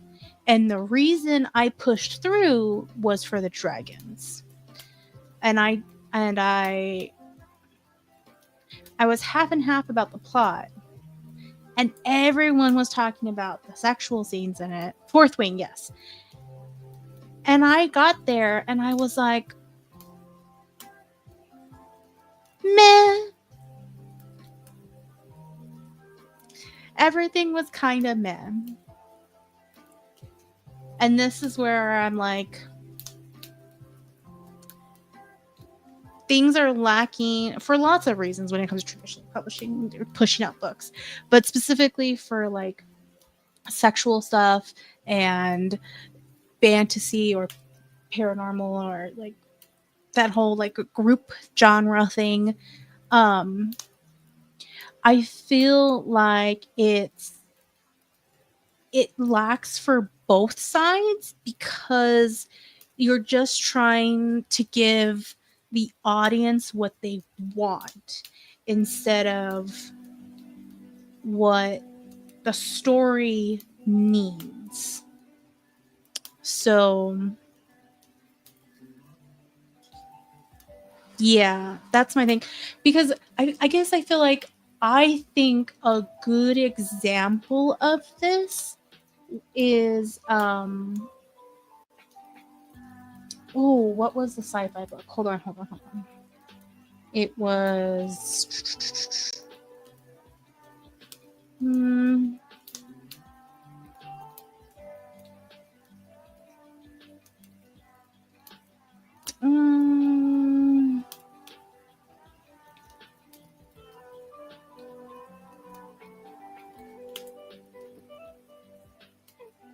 here we go.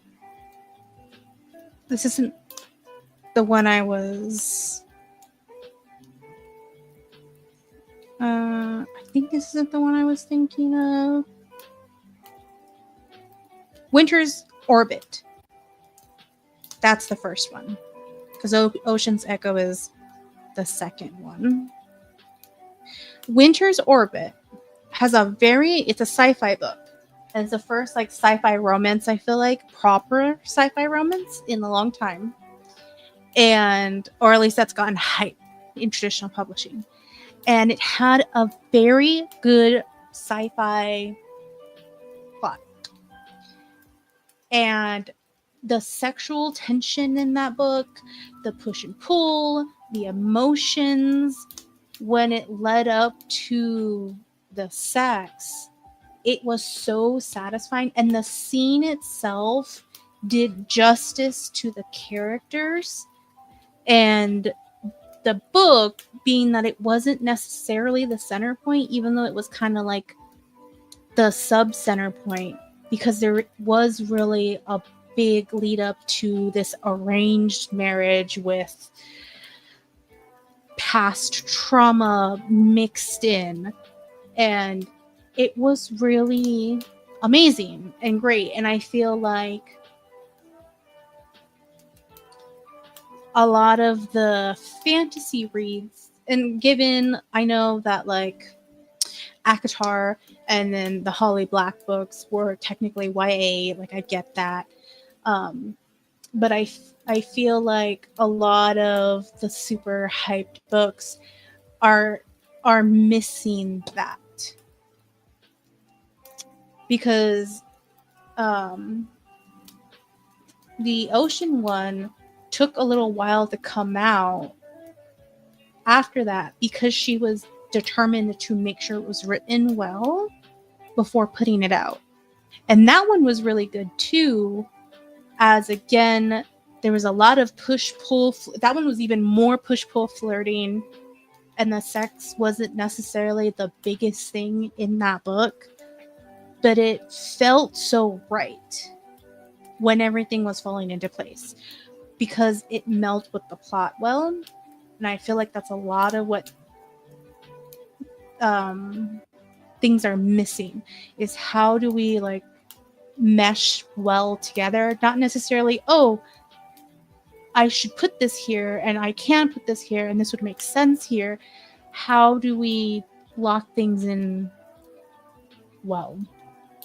I think there's a difference between that not everybody realizes or notices or pays attention, especially when so much of the community and people who were coming in, new people, were just wanting smut. So, see, especially again, because traditional publishing is chasing the hype constantly in the hopes of getting people to buy books. I don't know if I hit this already, but no, but if the series isn't good at book 1, it's not good. Yeah. Or if I can put it down, no. Like, that's what happened with Colleen Hoover too. I tried to read one of her books and I was kind of enjoying it, and then I put it down for some reason and I never picked it up again. And I donated her book even, because I bought it physically, and I was like, you know what? I don't actually think I liked it. I think it was a hypey thing. I think in my brain I liked it, but in actuality I did not. So, yeah, no. It's like going to a restaurant and the appetizer is the appetizer is awful, and everyone's like, oh, it gets good during dessert, right? Yeah, exactly. Then I'm like, well, I'm not going to eat here then. I'm just going to come for fucking dessert. Like, if you can't write a good plot story and you just want to write smut, then write little, like, short story smuts and publish that in a collection. Like, those are the only things I accept as, like, it's okay if it doesn't have good plot as an erotica, especially because those are usually just labeled erotica and not like erotic romance. But even with erotica, I truly think there needs to be a journey for it to be successful, or for it to be true.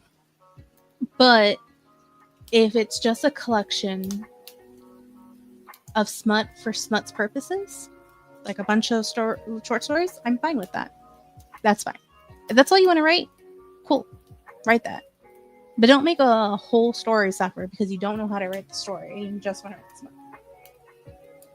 Or don't make the story suffer because you think you have to put smut in the book and the smut is horrible or mediocre at best.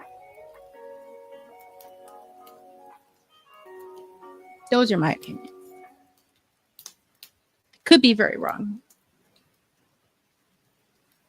I don't know. I don't know.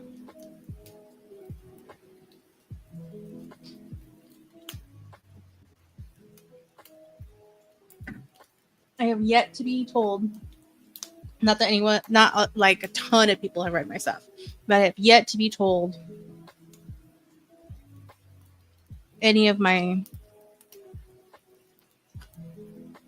sex scenes or how they flow are bad. So my scene fades to black when the clothes are off and the yeses are said. That's good. That's fair. That's even more of a like, fuck you too. That's very smut. Because it's like, you don't get to see this. Let's close the door. Give them privacy. I like that. Especially being that you were like, it was to fuck this nurse. The fairy smut. Yeah.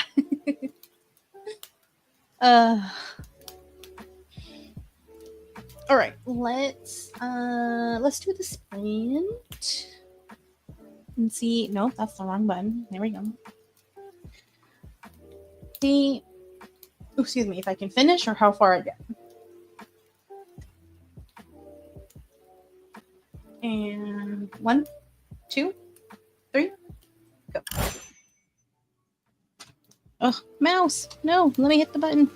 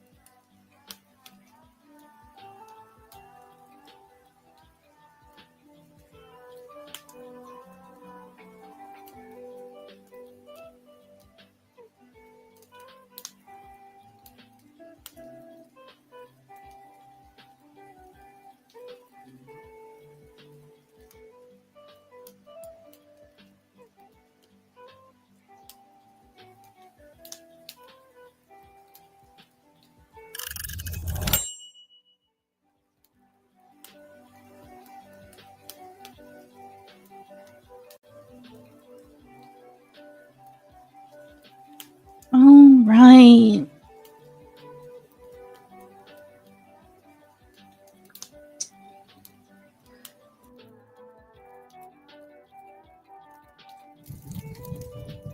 I'll just leave the fireplace on right now. Okay. Excuse me. This is it. Yes, JC, I was still here. We were talking about all the fun things right before the last sprint, but that is gonna be the last sprint. I need to go make myself eat, take my medicine. I did not finish the scene. I'm like this close to finishing it, But I am now officially hungry, so I should probably eat. So,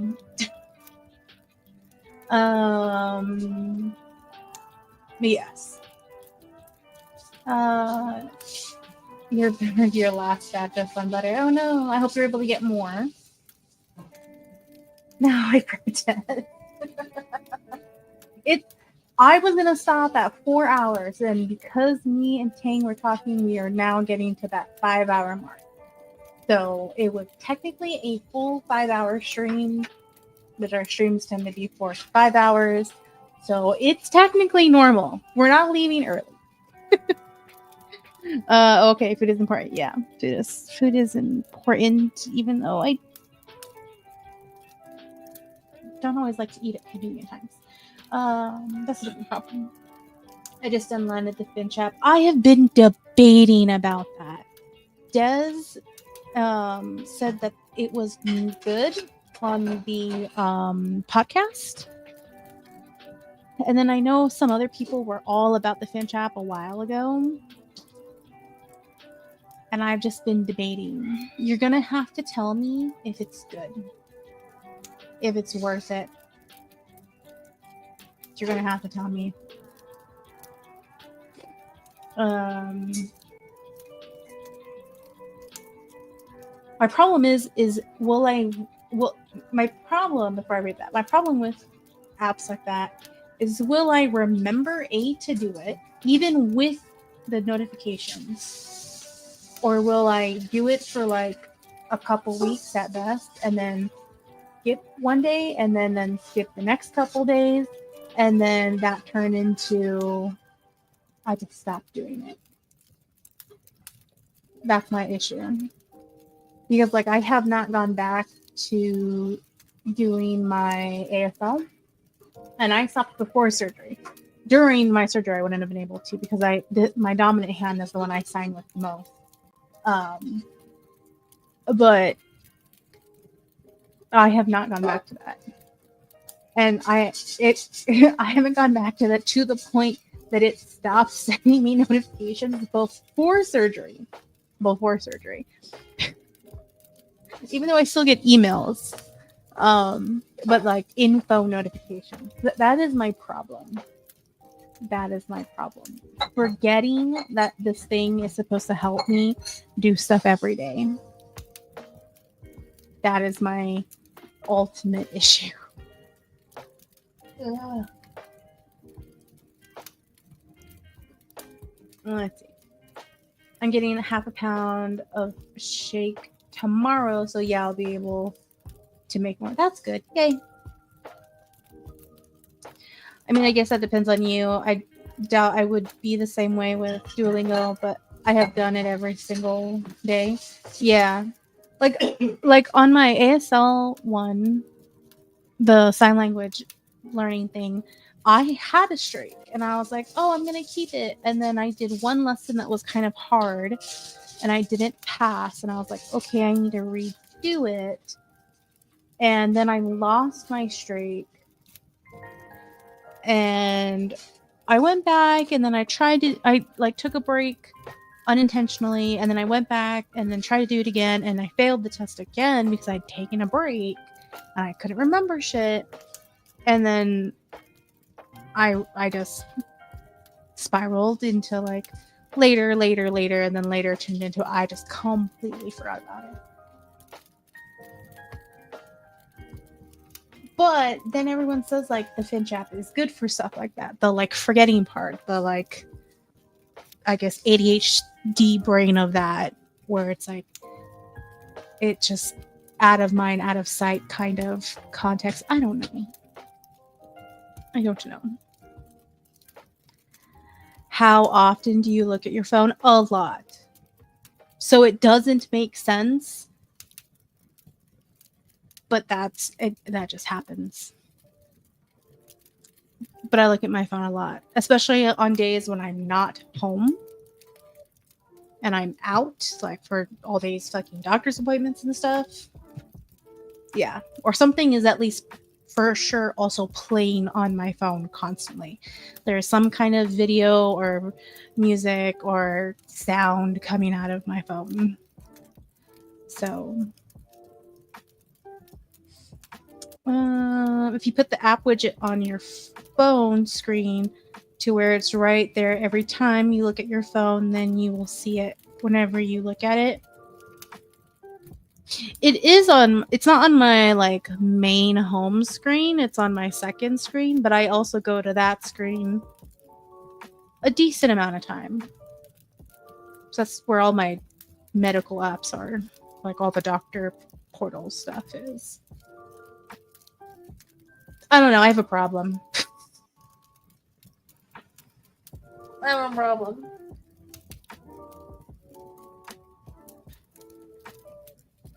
I have a bad problem of being really good at something or really good at doing something, and then if I stop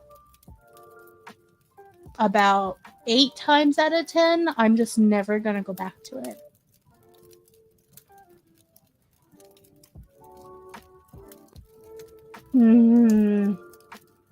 Nope, put it on your main screen. I probably could now because I have a different phone. I do have space because before I didn't have space on my main screen, and it was like super important things that I didn't have to shuffle around for. I just wanted it on my main screen. But I could put the ASL thing back on, or the Finch one if I do Finch. I don't know. I easily also just ignore notifications too. I will get a notification, and if it's not someone trying to message me or talk to me, I will just be like, later. And then later never happens. I have problems. Act like it's a medical app. Same, I didn't have space before to even download that. I have space definitely to download that. And before I would have had space, it was more of like the physical space on the screen, not necessarily the space in the phone.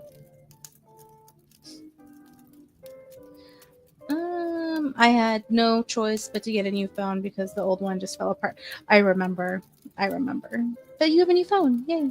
I had to get a new phone for my husband last week because his phone was having problems opening apps after a couple of updates, and I think it was just that the software coming in was too advanced for his hardware, so it was not liking.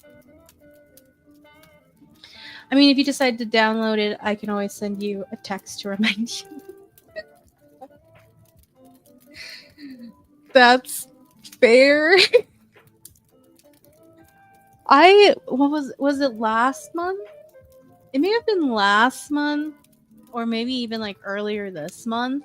I had told my husband that now that Google had brought back tasks, like the tasks are no longer in just your Google Notes app. They're now back in I think it's called tasks.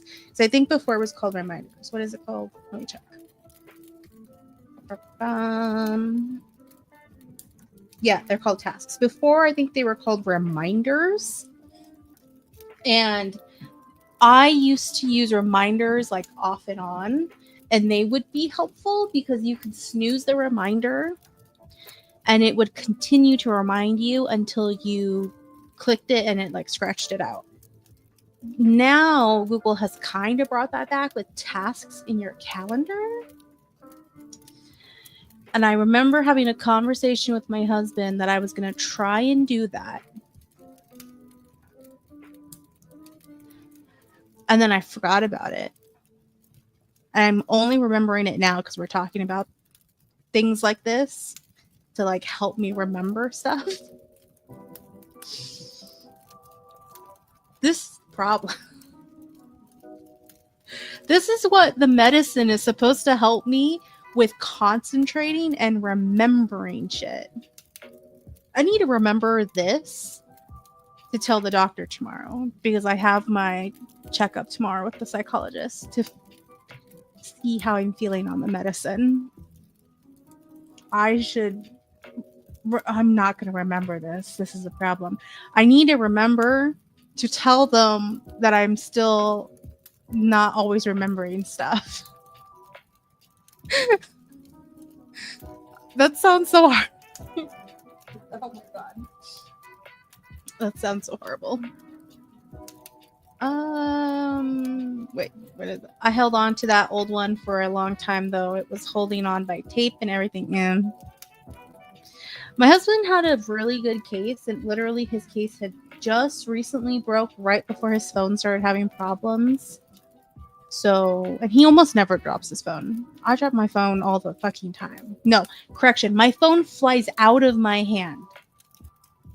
I don't drop it. It just decides to yeet itself out of my hand. I insist on believing that. That's what friends are for. I hate doing that. I already hate telling my husband that he needs to remind me to do shit. Where like his job is to text me at lunch if there's something I need to have done. And I'm like, text me when you're at lunch if I to do the thing or did I do the thing. Or even if it's more important, I'm like, text me when you get to work.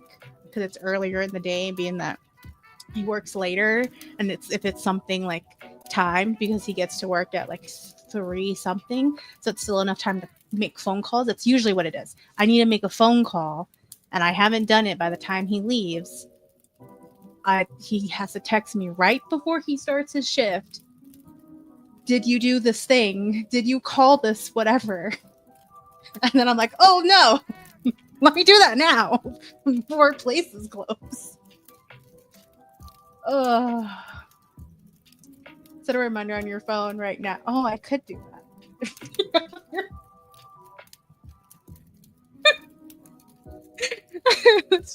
Yeah, I should do that. Oh, that I am going to do that right now. Actually, no. Yeah, I'm gonna put the reminder. I was gonna just put a note in my note thing.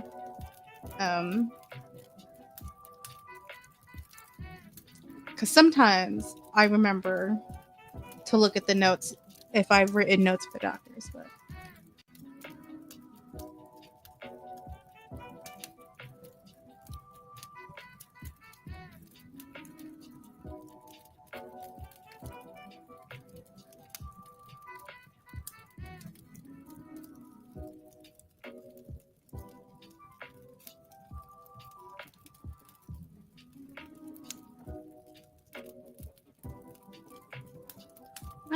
Can't type.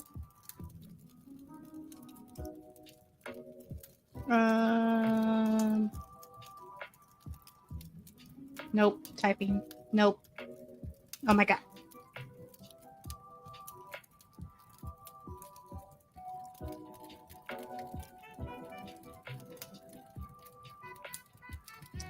I'm gonna set it for.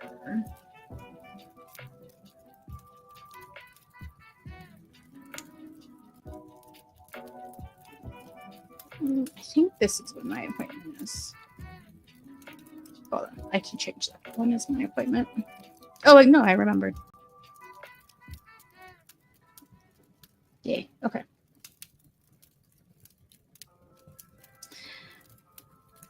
Is that a Samsung 8? No, it's a Samsung Galaxy 24, 23? Something like that. My husband just got the Samsung Galaxy 24 FE. So no, I have a 23. He just got like one of the most recent models. And it literally only raised his his bill by like $5, I think. So it was worth it.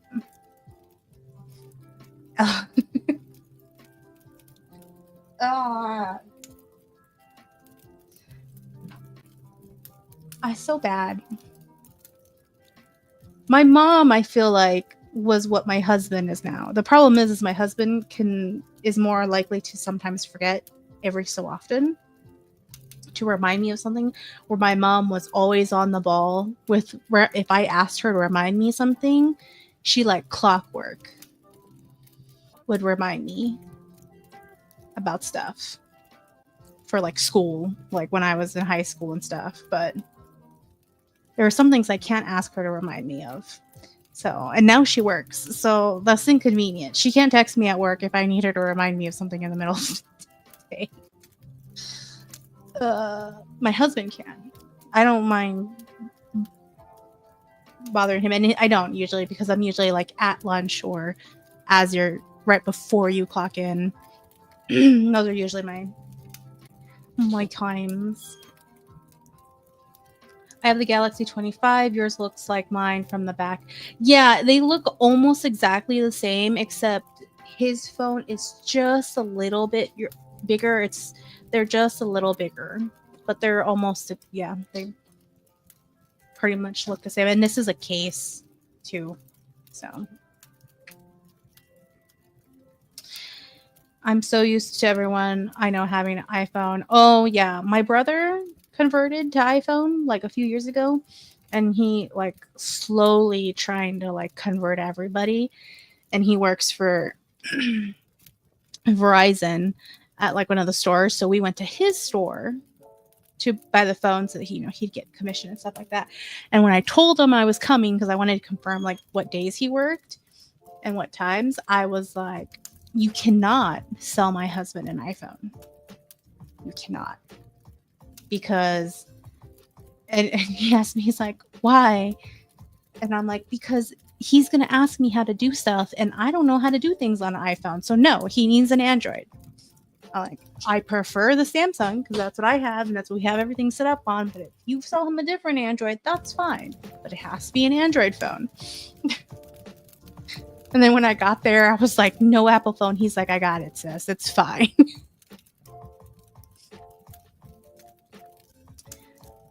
No, the only Apple I touch comes from a trade, right? Right. LOL, yeah. He converted his birth mom and her husband and our brother to Apple. So, and his fiance now. She's fiance. She also has an Apple phone. So, but he has not converted any of us. What did I miss?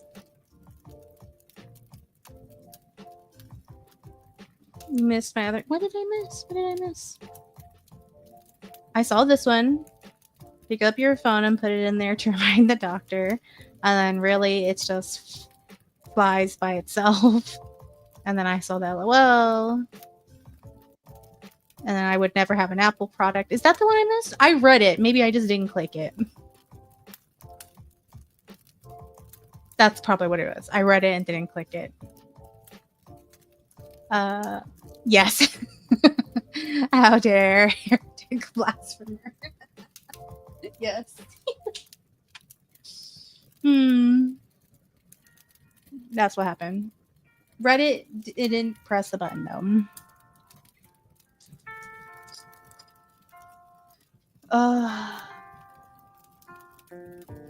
All right. Well, I'm gonna go so I can eat. Yes, I should eat. And yeah. That's that. I'm pretty sure I worked this Friday. Let me double check. I think I said that last time. Yes. So this is the only stream for the week. I do work Friday, but I will be publishing the very old and very late end of the Grimm event Sims video. It will be published on Friday at 7 as a premiere. So it's kind of simulate alive, and I'll still be at work at 7, but I'll try to have it open so that I can be in the comments with you guys or in the chat. But if it's a very busy Friday, I might not. But all the bosses are gone by 7, so it won't matter if I'm on my phone like that. So yes, you will get something Friday. It just won't be me playing a game live. My daughter has an iPhone. I have to forgive sinners. There's no reason to pay that much money for a phone. Yeah, their phones cost the amount of rent. It's ridiculous. Yes, for sure, for sure. And everyone I know with an Apple phone always has so many problems. Yeah, it's very selective too. Like you can only go really to one spot, and only certain people can fix things. It's super ridiculous. They are all still sinners, even when forgiven. Agreed. Agreed. Thank you all for coming and talking with me and enjoying the smut conversation content. Yeah. Because I was writing the smut scene and that's all I could talk about and think about, especially after Laura left. And I no longer had her beautiful words to mull over. Yep, thank you very much for being online and gabbing with the spell. Yeah, no, of course. Thank you. Okay, hold on. Let me bring up this one.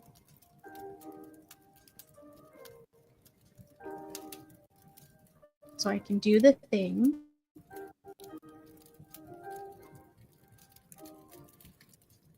I really think I'm going to upload these videos to actual YouTube because I think it will just be easier than doing this. It'll just be unlisted. But either way, yes. Thank you so much. There will be the premiere video on Friday, but I will see you guys next Monday for more sprints. And we might have longer sprints because I should be editing the novella for Project Blasphemy. All right. Bye. Wait, can I? Nope, what am I doing? This is what I'm doing. Bye.